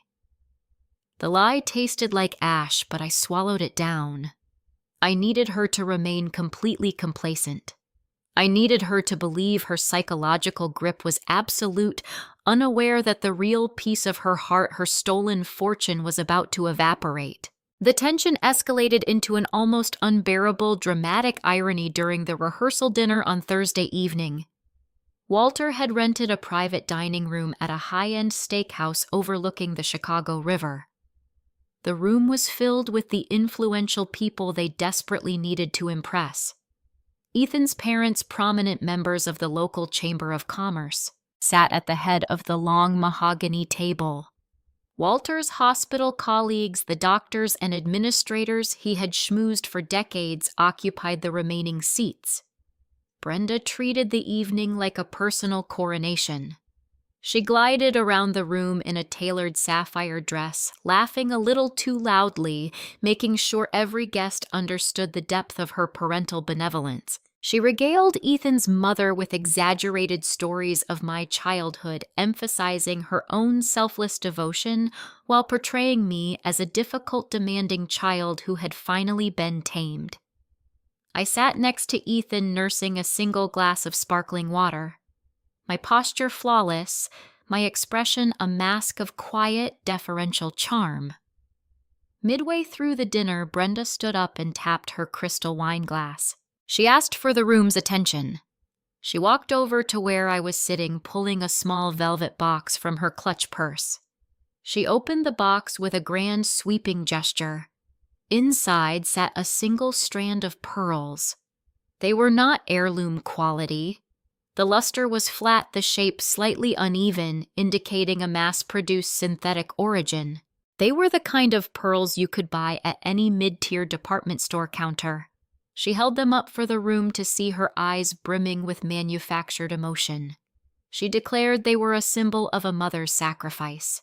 She spun a fabricated tale about how she had saved her own allowance money for years to afford them, keeping them hidden away until the exact moment I was ready to start my own family. She stepped behind my chair. She asked me to lift my hair. I complied, bowing my head in a posture of complete submission. I felt the cold, hard beads settle against my collarbone. She fastened the cheap metal clasp at the nape of my neck. As she leaned in close, pretending to kiss my cheek, her breath hot against my ear, she dropped the performance for a fraction of a second. "Don't embarrass us tomorrow," she whispered, her voice a sharp, venomous hiss, entirely disconnected from the loving smile plastered across her face. I did not flinch. I reached up and touched the cheap pearls, turning to face the room. I smiled serenely, thanking her loudly enough for the entire table to hear. I wore the necklace for the rest of the evening. I let the cold synthetic beads rest against my skin, a physical reminder of the cheap, fraudulent nature of her entire existence. She believed she was branding me with her dominance. She had no idea she was simply dressing me for my victory. Ethan watched the entire exchange from the corner of his eye. His jaw muscle ticked, a microscopic display of his own contained fury. Under the table, out of sight of the guests, he placed his hand on my knee, a silent, steadying pressure. Earlier that day, Ethan had managed a critical logistical maneuver. He had intercepted the final seating chart destined for the venue coordinator. He did not alter the head table or the prominent center seats. He focused on table 12. Table 12 was the overflow section. It was located near the back service doors designated for distant cousins and obligation invites. It was physically removed from the center of the room, but it possessed a clear, unobstructed sightline straight down the center aisle to the podium. Ethan secretly inserted a new name onto the placement cards for Table 12, Valerie Miller. He had arranged for Valerie to arrive after the cocktail hour, slipping into the reception through a side entrance to avoid the receiving line. She was instructed to remain seated, blending into the shadows of the banquet hall until the designated moment. The anticipation of this collision was a physical adrenaline rush. Throughout the rehearsal dinner, every time Brenda strutted past the empty chairs at the back of the private dining room, showing off her sapphire dress to her affluent friends, I felt a delicious, terrifying surge of power. She was parading her stolen wealth, completely oblivious to the fact that she was setting the stage for the woman she had robbed. The rehearsal dinner concluded without incident. I survived the fake hugs and the condescending toasts. When Ethan and I finally returned to our apartment late that night, the silence was deafening. The charade was over. We stood in the living room surrounded by packed boxes and the heavy black binder sitting securely in his briefcase. We did not speak about the wedding details. We did not discuss the caterer or the playlist. We discussed the extraction protocol.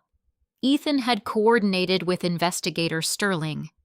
2 plainclothes officers were confirmed to be stationed in the lobby of the reception hall. They possessed the necessary warrants authorized late that afternoon by a federal judge who had reviewed the compiled evidence of wire fraud and identity theft. The trap was set, but Walter remained the unpredictable variable.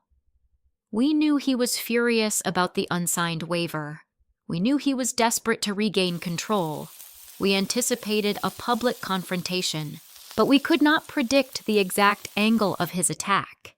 He was a man accustomed to manipulating narratives, twisting reality to suit his agenda. He would not simply stand up and ask for a signature. He would engineer a crisis. I slept for exactly 3 hours that night. I stared at the ceiling, my mind running through every possible permutation of the reception. I visualized the sequence of events: the walk down the aisle, the entrance into the hall, the clinking of glasses, the inevitable moment Walter would step up to the microphone. When dawn broke over the Chicago skyline, casting a gray, uncompromising light into the bedroom, I felt a strange, profound calm wash over me. The anxiety was gone. The fear of abandonment, the lifelong terror of the yellow legal pad had evaporated. I was not walking into a wedding to celebrate a marriage with my adoptive family. I was walking into an arena to execute a reckoning. I got out of bed, leaving the cheap pearl necklace sitting discarded on the nightstand, and began to prepare for the final performance. The morning of the wedding arrived crisp and clear, washing the Chicago skyline in a brilliant, uncompromising autumn sunlight. Inside the bridal suite, the atmosphere hummed with a quiet, lethal focus. I slipped into my gown, the heavy silk settling around my frame like armor. My hair was pinned back, the cheap synthetic pearls Brenda had forced upon me the night before, sitting heavy against my collarbone. I wore them as a silent promise to myself, a tactile reminder of the fraud I was about to dismantle. 30 minutes before the ceremony, the heavy wooden door to the suite clicked open. Walter stepped inside, shutting it firmly behind him. He wore a tailored tuxedo, a fresh white rose pinned to his lapel. He looked the part of the proud, benevolent patriarch.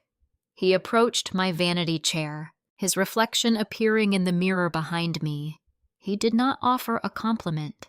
He leaned down, his voice dropping into a harsh, commanding whisper. He told me I had one last chance to fix my mistake. He patted his breast pocket, indicating the liability waiver was folded inside his jacket. He promised that if I signed it right, then the day would proceed smoothly. If I refused, he assured me the consequences would be swift and unforgettable. I met his gaze in the mirror. I did not blink. I told him I would see him at the altar. When the coordinator signaled it was time, I stepped out into the cathedral foyer. Walter stood waiting by the sanctuary doors, ready to take his position and give away his prized possession. I stopped 3 feet short of his outstretched arm. I looked him directly in the eye and stated I would be walking the aisle alone. His jaw clenched, the muscles in his neck pulled taut. He hissed a warning through his teeth, demanding I stop this ridiculous stunt and take his arm before the doors opened. I did not argue. I simply turned my back to him and signaled the string quartet to begin the procession. Walking down that long runner by myself was the first authentic breath I had taken in 29 years. The heavy wooden doors swung open, revealing rows of expectant faces. The music swelled, filling the vaulted ceilings. I felt the gaze of 200 guests, but my eyes remained locked entirely on Ethan.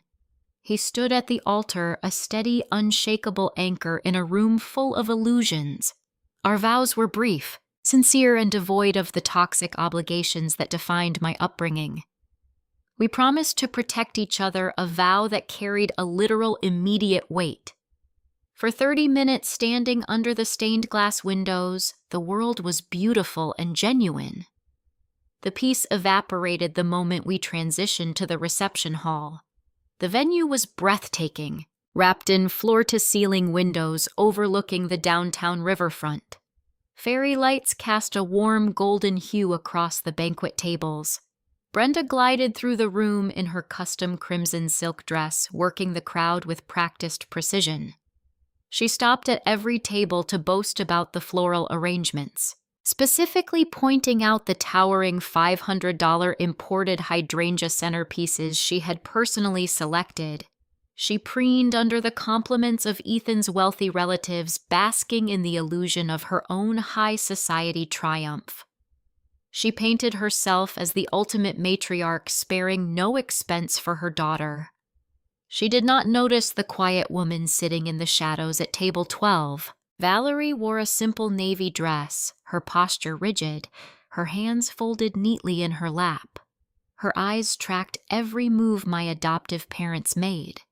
The tension in the room resembled a coiled spring tightening with every passing minute. The dinner service concluded, and the waitstaff began clearing the fine china plates. The chatter swelled into a comfortable hum of clinking glasses and polite laughter. Then the sharp crack of a fork tapping against crystal sliced through the noise. Walter stood near the head table. He gripped the microphone tightly, his knuckles turning white. He did not wait for the room to settle. He commanded the silence. He cleared his throat. Staring out at the sea of influential professionals, doctors, and actuaries, he deployed his fabricated story with the cold, practiced rhythm of a man reciting a eulogy. "Before we toast," he announced, his voice echoing through the overhead speakers, "there is something everyone in this room should know." He paused, letting the silence stretch until it became suffocating. I watched Brenda sit perfectly upright, a faint calculated smirk resting on her lips. She looked like a woman anticipating a massive payout.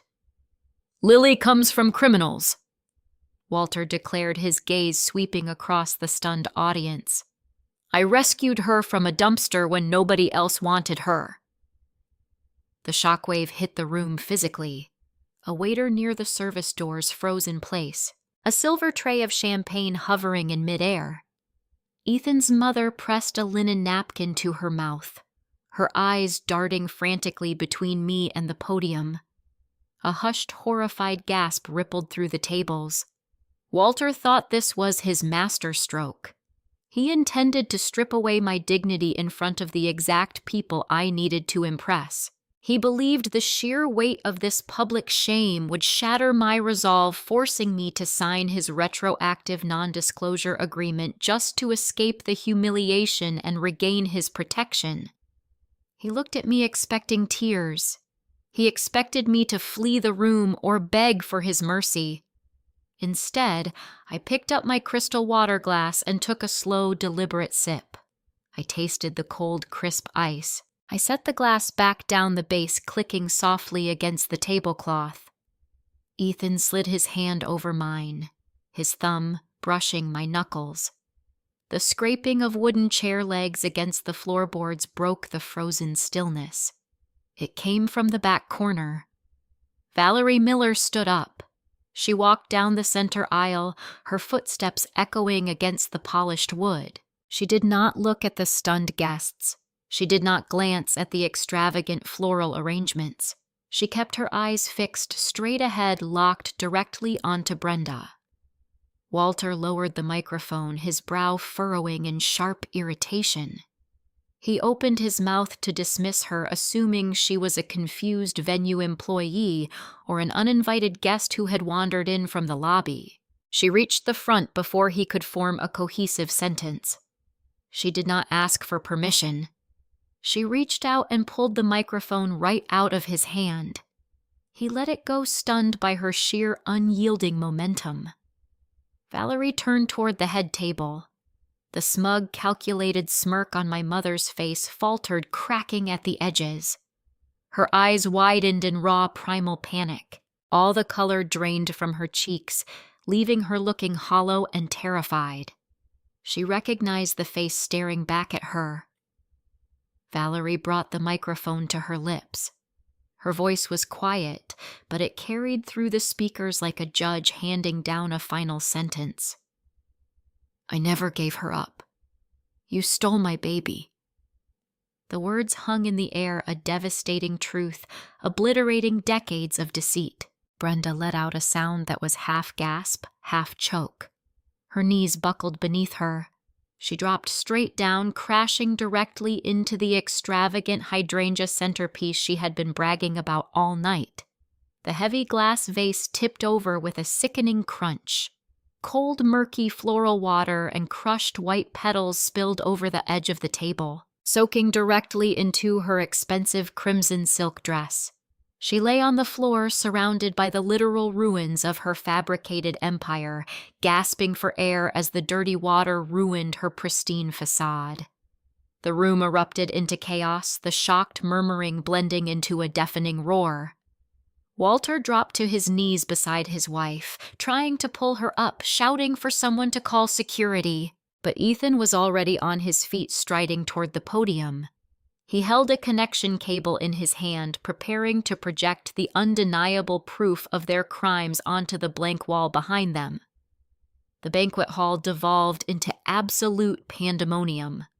The sound of Brenda crashing into the table had knocked a dozen crystal water goblets to the floor, the shattering glass slicing through the horrified gasps of the attendees. Waiters rushed forward with white towels, unsure if they should mop up the floral water or assist the woman hyperventilating on the hardwood. Walter scrambled off the podium, abandoning the microphone to kneel beside his wife. He grabbed her shoulders frantically, whispering to her while glaring up at the room. Walter realized the narrative was slipping rapidly from his grasp.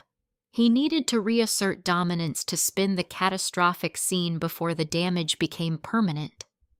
He left Brenda trembling on the floor and lunged back toward the podium, snatching the microphone. He pointed a shaking finger directly at Valerie Miller. "Security!" he bellowed, his voice cracking with a desperate, unhinged ferocity. "Remove this woman immediately. She is a deranged wedding crasher. I have never seen her before in my life. She is severely mentally ill and needs to be escorted off the premises." A murmur of confusion rippled through the tables. Ethan's relatives exchanged bewildered glances. Walter's hospital colleagues shifted uncomfortably in their chairs. For a fleeting second, the sheer volume and authority of Walter's denial seemed to cast a shadow of doubt over the room. People naturally gravitate toward the simplest explanation, and an unstable intruder was far easier to digest than a kidnapping. Ethan did not let the doubt settle. He did not shout over Walter. He operated with the cold, methodical efficiency of a professional accustomed to dismantling corporate fraud. He unbuttoned his suit jacket, reached into his pocket, and withdrew a small black adapter cable. He walked calmly toward the venue's audio-visual station located just a few feet from the head table. The venue coordinator had set up the projector earlier for a planned slideshow of childhood photographs. Ethan plugged his smartphone directly into the console. He picked up a secondary microphone resting on the DJ booth. "Allow me to clarify the situation," Ethan said. His voice was dead calm, a stark, jarring contrast to Walter's frantic screaming. The massive projector screen dropped down from the ceiling behind the head table, casting a bright rectangular glow over the wreckage of Brenda's centerpiece. Ethan tapped his phone screen. The first image illuminated the room. It was not a photo of a smiling bride and groom. It was a high-resolution scan of the 1997 civil tort claim filed against Cook County West Hospital. The plaintiff's name, Valerie Miller, was highlighted in bright yellow. 200 guests turned their heads simultaneously, staring at the dense legal jargon projected 10 feet tall. The woman standing in the center aisle is not a wedding crasher. Ethan continued, his tone clinical and unhurried. Her name is Valerie Miller. 29 years ago, she was admitted to the hospital where Walter worked as a risk management administrator. She was told her infant daughter suffered catastrophic respiratory failure and passed away. Ethan tapped his screen again. The tort claim vanished, replaced by the forged birth certificate Brenda had provided weeks earlier. Ethan used a small red laser pointer, the bright dot dancing across the projected document. This is the birth certificate Brenda and Walter presented to Lily last month, Ethan explained, tracing the laser along the hospital name. It lists St. Jude Memorial Medical Center. That corporate entity did not exist until 2004. The document is a crude forgery designed to prevent Lily from accessing her authentic vital records. Walter froze near the podium. His face turned a dangerous shade of purple. He opened his mouth to object, but the words died in his throat as the next slide appeared on the screen. It was a digitized medical chart side by side with a simple genetic diagram. Lily discovered her blood type is O negative. Ethan stated the laser dot resting firmly on the laboratory result. Both Walter and Brenda are AB positive. Any medical professional in this room understands that this combination is a biological impossibility. Lily is not their biological child. A collective gasp swept through the room. Several doctors seated at Walter's designated tables leaned forward, their expressions shifting from confusion to profound professional horror. They understood the science instantly. The medical anomaly was undeniable. Ethan did not pause to let the shock subside. He drove the final nail into the coffin. He transitioned to the financial audit. The screen flashed with a complex routing diagram. It showcased the hush money settlement paid by the hospital to avoid a massive scandal. The laser pointer highlighted the exact sum, $1.5 million. Walter did not just orchestrate a kidnapping to fulfill a maternal desire for his wife. Ethan declared, his voice echoing through the silent, captivated hall. He engineered a financial acquisition. He established a guardianship trust under his own name to siphon the settlement funds belonging to the infant he stole. The next slide displayed a bank statement. The red laser dot rested steady and unshakable on a specific line item. It was a withdrawal for $280,000 executed in October of 1997. That withdrawal, Ethan noted, precisely matches the cash purchase price of Walter and Brenda's home in Naperville. They bought their pristine suburban life using the blood money meant to compensate a traumatized mother. The devastation in the room was absolute. The extended family, aunts and uncles who had spent decades listening to Brenda complain about her sacrifices and the immense financial burden of raising me, stared at the screen in pure, unadulterated revulsion. The illusion of the benevolent, hard-working patriarch was shattered entirely, replaced by the reality of a calculating, remorseless criminal. Walter dropped the microphone. It hit the hardwood floor with an agonizing screech of feedback. He looked around the room, his eyes wild, searching for a single sympathetic face. He found none. He looked at his hospital colleagues, the men and women he had schmoozed for years. They were looking at him with undisguised disgust, mentally calculating the liability and the impending federal investigation. Brenda, still sitting on the floor in her ruined dress, covered her face with her hands, sobbing uncontrollably. The performance was over.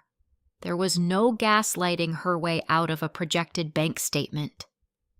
Ethan turned off the laser pointer. He slipped his phone back into his pocket.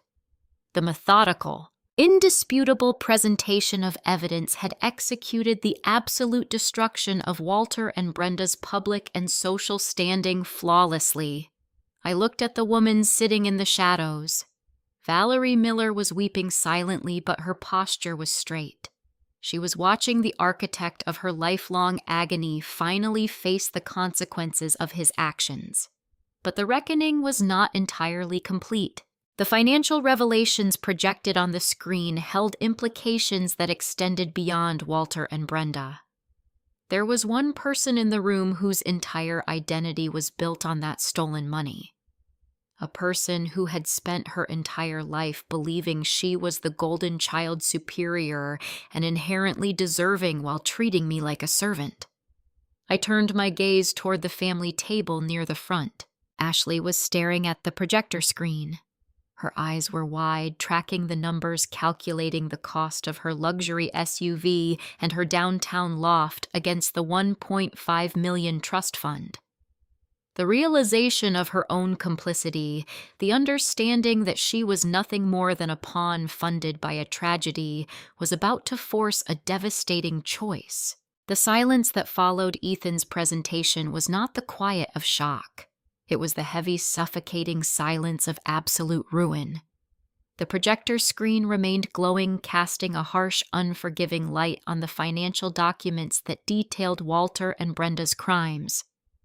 Walter stood frozen near the podium, stripped of his bravado, resembling a cornered animal trying to calculate a non-existent escape route.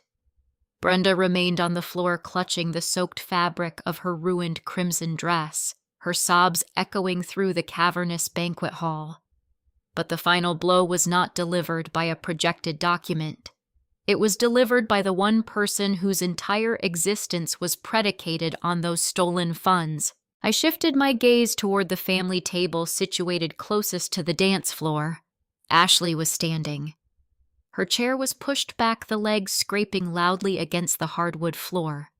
She was staring at the projector screen, her eyes tracing the bright red laser dot Ethan had used to highlight the $1.5 million settlement amount.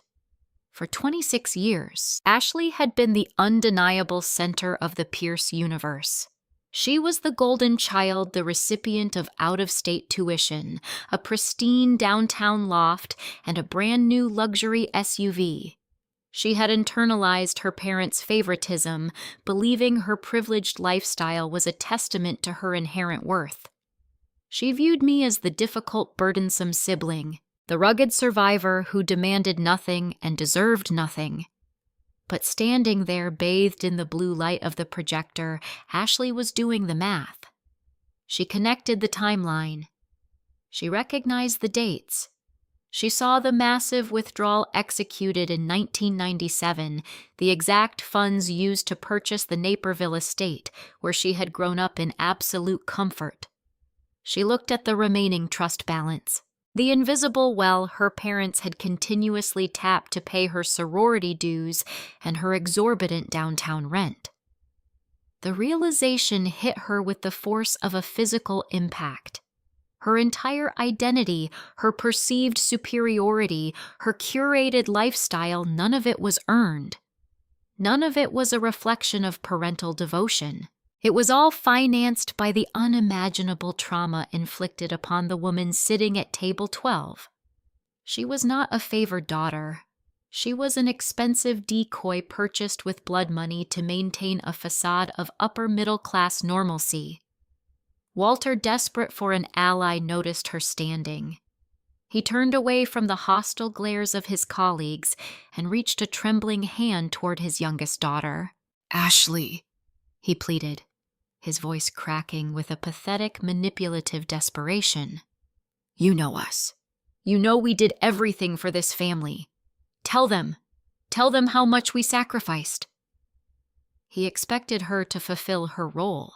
He expected the golden child to leap to his defense, to scream at me for ruining the wedding, to validate the twisted narrative he had spent decades constructing. Instead, Ashley stepped backward. She looked at his outstretched hand as if it were coated in poison. She looked down at Brenda, still weeping amongst the crushed hydrangeas and dirty vase water. The disgust etched across Ashley's face was profound and visceral. The manufactured sibling rivalry, the toxic wedge Brenda had driven between us since childhood, evaporated in that single horrifying moment of clarity. Ashley did not raise her voice. She did not scream. In the dead, echoing silence of the reception hall, she whispered a sentence that carried more devastating weight than any legal document on the screen. "You used her to buy me." Walter recoiled as if he had been physically struck. He opened his mouth, stammering, trying to formulate a defense, but the words failed him. The illusion was completely irrevocably shattered. His most loyal soldier had just realized she was nothing more than a pawn in a kidnapping scheme. Ashley picked up her designer clutch purse from the table. She unclasped the small metal latch and reached inside. She pulled out the heavy key ring holding the fob to the luxury SUV they had given her for her 24th birthday. She did not throw the keys. She did not offer a dramatic monologue. She simply dropped them onto the table. The heavy metal keys hit the fine china dinner plate with a sharp, piercing clatter that rang out across the room. It was the sound of a daughter severing her ties, resigning from her position as the beneficiary of a crime. Ashley turned her back on her parents. She did not look at me, and she did not look at the stunned guests. She kept her head high, her shoulders set with a newfound agonizing dignity. She walked down the center aisle, her footsteps steady and purposeful, leaving the wreckage of her entire life behind her. She reached the heavy glass double doors at the front entrance of the banquet hall and pushed them open. As the doors swung wide, the atmosphere inside the room shifted again. The warm glow of the fairy lights was suddenly competing with a harsh, urgent illumination slicing through the frosted glass windows from the street outside. Flashing red and blue lights painted the walls of the venue, the rhythmic strobe casting long, frantic shadows across the faces of the terrified guests. Ethan had not just prepared a slideshow. He had prepared warrants. The doors opened wider. Investigator Michael Sterling stepped into the foyer. He was not wearing a wrinkled trench coat tonight. He wore a dark tactical windbreaker bearing the insignia of the Illinois State Police. 3 uniformed officers followed closely behind him, their expressions hard and uncompromising. They did not ask for permission to enter. They did not pause to survey the extravagant decor. They walked directly down the center aisle, moving with the synchronized, deliberate pace of law enforcement executing a federal raid. Walter took one step backward, his eyes darting toward the service exit near the kitchen. He realized the trap was not just social, it was criminal. The net had closed completely. He bumped into a waiter, stumbling slightly, his pristine tuxedo jacket pulling awkwardly across his shoulders. He raised his hands, a futile gesture of surrender. As the officers surrounded the podium, Brenda scrambled to her feet, her ruined crimson dress clinging to her legs. She grabbed Walter's arm, burying her face against his shoulder, her sobs turning into hysterical wails as Investigator Sterling pulled a pair of steel handcuffs from his belt.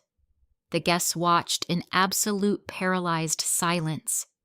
Ethan stood beside me at the audiovisual console, his hand resting firmly on the small of my back. We watched the authorities read them their rights, the Miranda warning echoing strangely over the remnants of our wedding playlist. The antagonists were neutralized. The threat of the yellow legal pad, the forged documents, and the suffocating guilt was permanently extinguished. But there was one final transaction required before the evening concluded.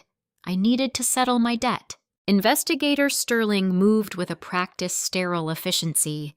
He did not raise his voice or draw his weapon. He merely gestured to his deputies, who stepped forward with interlocking steel cuffs. Walter tried to negotiate his reality. He attempted to leverage his hospital credentials, whispering frantic legal threats about defamation, false arrest, and ruined reputations. Sterling ignored the posturing entirely, reciting the Miranda in a flat, unyielding monotone. The metallic ratcheting sound of the cuffs closing around Walter's wrists echoed over the soft jazz still playing from the venue's speakers. Brenda fared far worse in the harsh light of accountability. The cold shock of the ruined floral water had seeped deeply through her crimson silk, leaving her shivering uncontrollably on the hardwood. 2 female officers lifted her by her arms. Her mascara ran down her cheeks in dark, jagged rivulets, mirroring the total destruction of her carefully curated social standing. She stumbled forward, her designer heels slipping on the crushed white hydrangea petals strewn across the floor.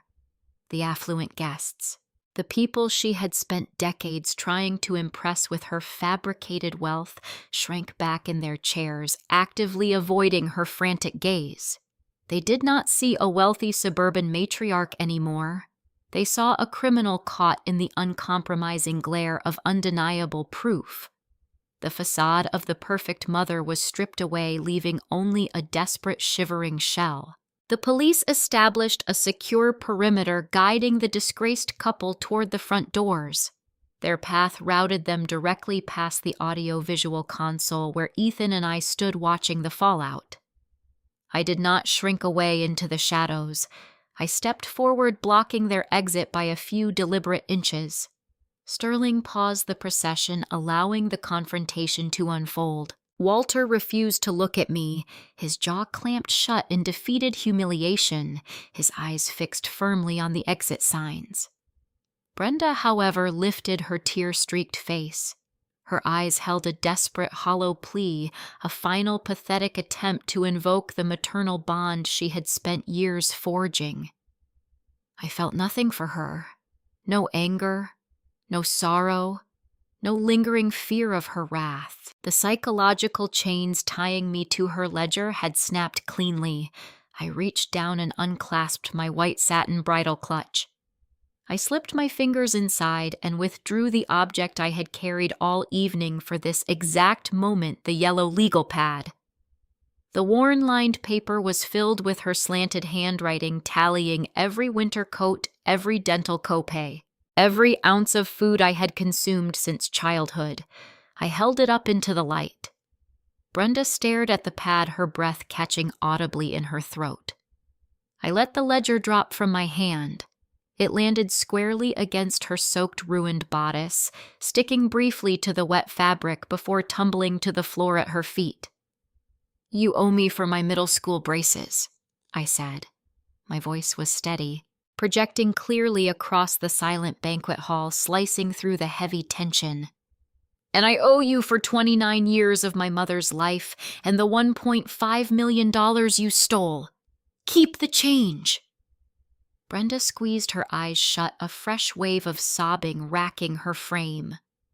Sterling nodded to me, a silent gesture of professional respect, and escorted them out through the heavy glass doors. The flashing blue lights swallowed them into the cold Chicago night.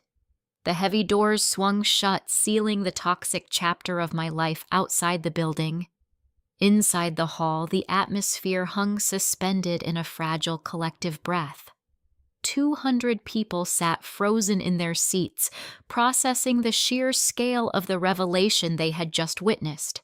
I turned around and walked purposefully to the abandoned podium. I picked up the microphone left discarded on the floor by the man who had tried to ruin me. I stood tall at the center of the room, the cheap synthetic pearls still resting against my collarbone, wearing them as a trophy of the psychological war I had just won. "The trash has been taken out," I announced into the microphone. The tension in the room fractured instantly, releasing a wave of nervous, relieved exhales from the attendees. "Now." I continued, my gaze shifting past the empty head table toward the back corner of the room. "I would like to share my first dance with my actual mother." The string quartet, having recovered their professional composure, began playing a soft acoustic melody. I set the microphone down and walked down the center aisle. I did not stop at the front rows. I walked all the way to table 12. Valerie stood up, her hands trembling, her eyes shining with an unspeakable, overwhelming joy. I reached out and took her hands. We stepped onto the polished dance floor together. As we swayed to the music, the physical similarities between us became undeniable to everyone watching. The curve of our shoulders, the rhythm of our steps, the shared relief radiating from our expressions. A slow rhythmic clapping started from Ethan's table.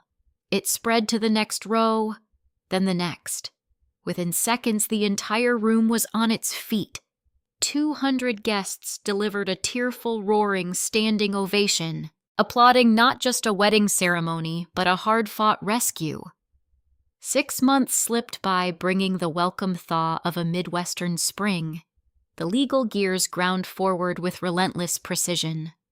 Walter and Brenda were indicted on multiple federal charges, including wire fraud, identity theft, and grand larceny. They sat in a holding facility awaiting trial, their pristine Naperville estate seized by the government to begin the long, arduous process of financial restitution. They pleaded not guilty, clinging stubbornly to their delusions of victimhood. But the paper trail Ethan had uncovered left them no viable defense in the courtroom. Ashley experienced the hardest landing, but she surprised me by surviving the fall. She moved out of the downtown loft, returning the keys to the property manager without a fight. She secured a modest studio apartment in a working-class neighborhood and found an entry-level job in corporate communications.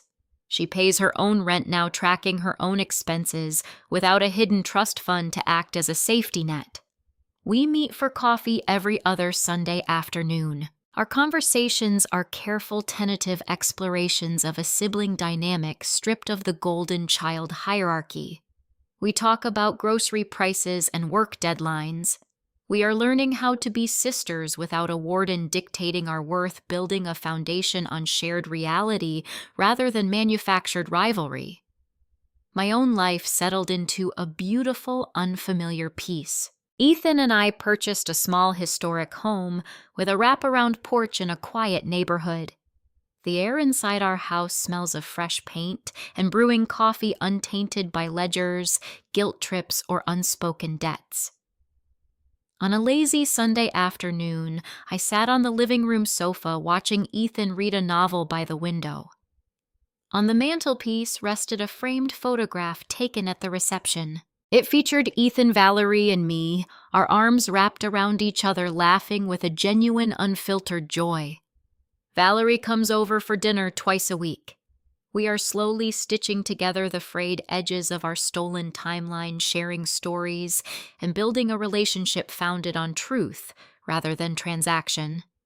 I stood up from the sofa and walked down the hallway to my home office. I carried a simple wooden frame in my hands.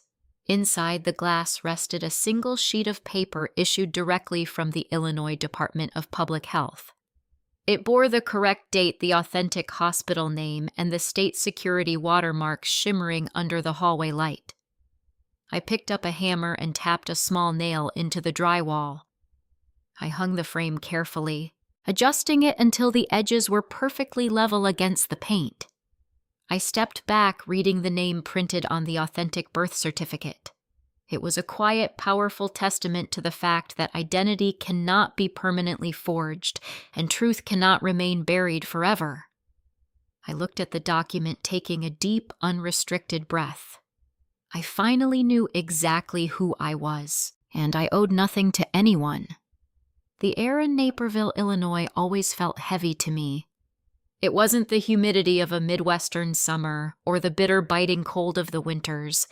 It was the suffocating weight of a debt I had never truly incurred.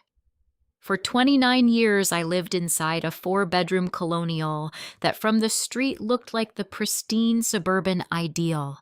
Symmetrical curtains, perfect right angles of edged grass, the embodiment of American success. But inside it functioned not as a home, but as a collection agency. My name is Lily Pierce, and my journey through the dark corridors of a stolen life has forced me to reconsider everything we are taught about family obligation and the American dream. My mother Brenda did not raise me. She financed me.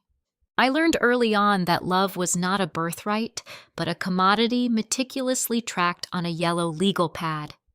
Every winter coat, every dental copay, every school lunch was itemized. I was a child who learned to shrink myself, terrified of consuming resources that would later be demanded back through grueling household labor and the soul-crushing refrain, "After everything we've sacrificed to keep you." I internalized this transactional existence. I became the perfect compliant fixer working double shifts as a pediatric ICU nurse to pay my own way, believing my existence was a structural flaw in their perfect life. I thought I was simply bad with money or perhaps inherently burdensome. I didn't know then that I was merely the vault holding a stolen fortune. The truth, as it always does, eventually shattered the illusion. It wasn't a sudden epiphany, but a slow, agonizing unraveling catalyzed by my husband Ethan, an actuary who saw the mathematical impossibilities in my parents' lives. The discovery that my blood type was genetically impossible for my parents to produce was the first crack. The forged birth certificate was the second. But the devastating blow was uncovering the 1997 medical malpractice settlement. Walter, a hospital risk management administrator, and Brenda hadn't taken me in out of the goodness of their hearts. They had stolen me from a young grieving mother named Valerie Miller, using a falsified adoption to siphon off a $1.5 million hush money settlement. They literally stole a child for a paycheck. And for 29 years, I paid them back for the privilege of being their human shield. This revelation forces a profound reevaluation of the parenting values we often celebrate in this country. We place such a high premium on the golden facade, the private university tuition, the luxury SUV, the downtown loft, that we sometimes forget to examine the foundation upon which that facade is built. My parents used my stolen inheritance to fund the lavish lifestyle of my younger sister Ashley, engineering a bitter manufactured rivalry to keep us isolated and compliant. They believed that through social prestige and sheer financial force they could outrun their karma. But a life built on a grotesque farce is spiritually hollow. When parenting becomes a ledger of debt, when children are treated as investments or fixers, we strip away their humanity. True parenting is not about demanding a return on investment. It is the selfless, agonizing grief I saw in my biological mother, Valerie, who mourned a child she thought was dead for nearly 3 decades. It is the understanding that our children do not owe us their lives. Rather, we owe them the truth, a safe space to grow, and the unconditional support to discover who they are. The American narrative often conflates financial provision with moral virtue. We are taught that if parents provide a roof and education and a comfortable life, the child owes them endless gratitude. But what happens when that provision is rooted in deception? What happens when the very roof over your head was purchased with blood money? We must cultivate wisdom, ethics, and resilience to navigate these dark realities. Wisdom, as Ethan demonstrated, is the power to seek empirical evidence and refuse to be gaslit by those in power. Ethics is the unshakable moral compass that eventually guided even Ashley to drop her luxury car keys on the fine china and walk away from the crime that financed her life. And resilience is the strength of spirit required to take an authentic breath and reclaim your identity from those who sought to commodify your soul. I chose to confront my abusers not in the shadows where they could manipulate the narrative, but in the glaring light of my own wedding reception. I watched Brenda collapse into the expensive hydrangea centerpiece she had bragged about all night, the dirty vase water ruining her crimson silk dress, a perfect metaphor for her collapsing empire of lies. I handed her back the yellow legal pad, telling her, "You owe me for my middle school braces, and I owe you for 29 years of my mother's life and the $1.5 million you stole. Keep the change." It was a moment of profound poetic justice. But the true victory was not in their humiliation.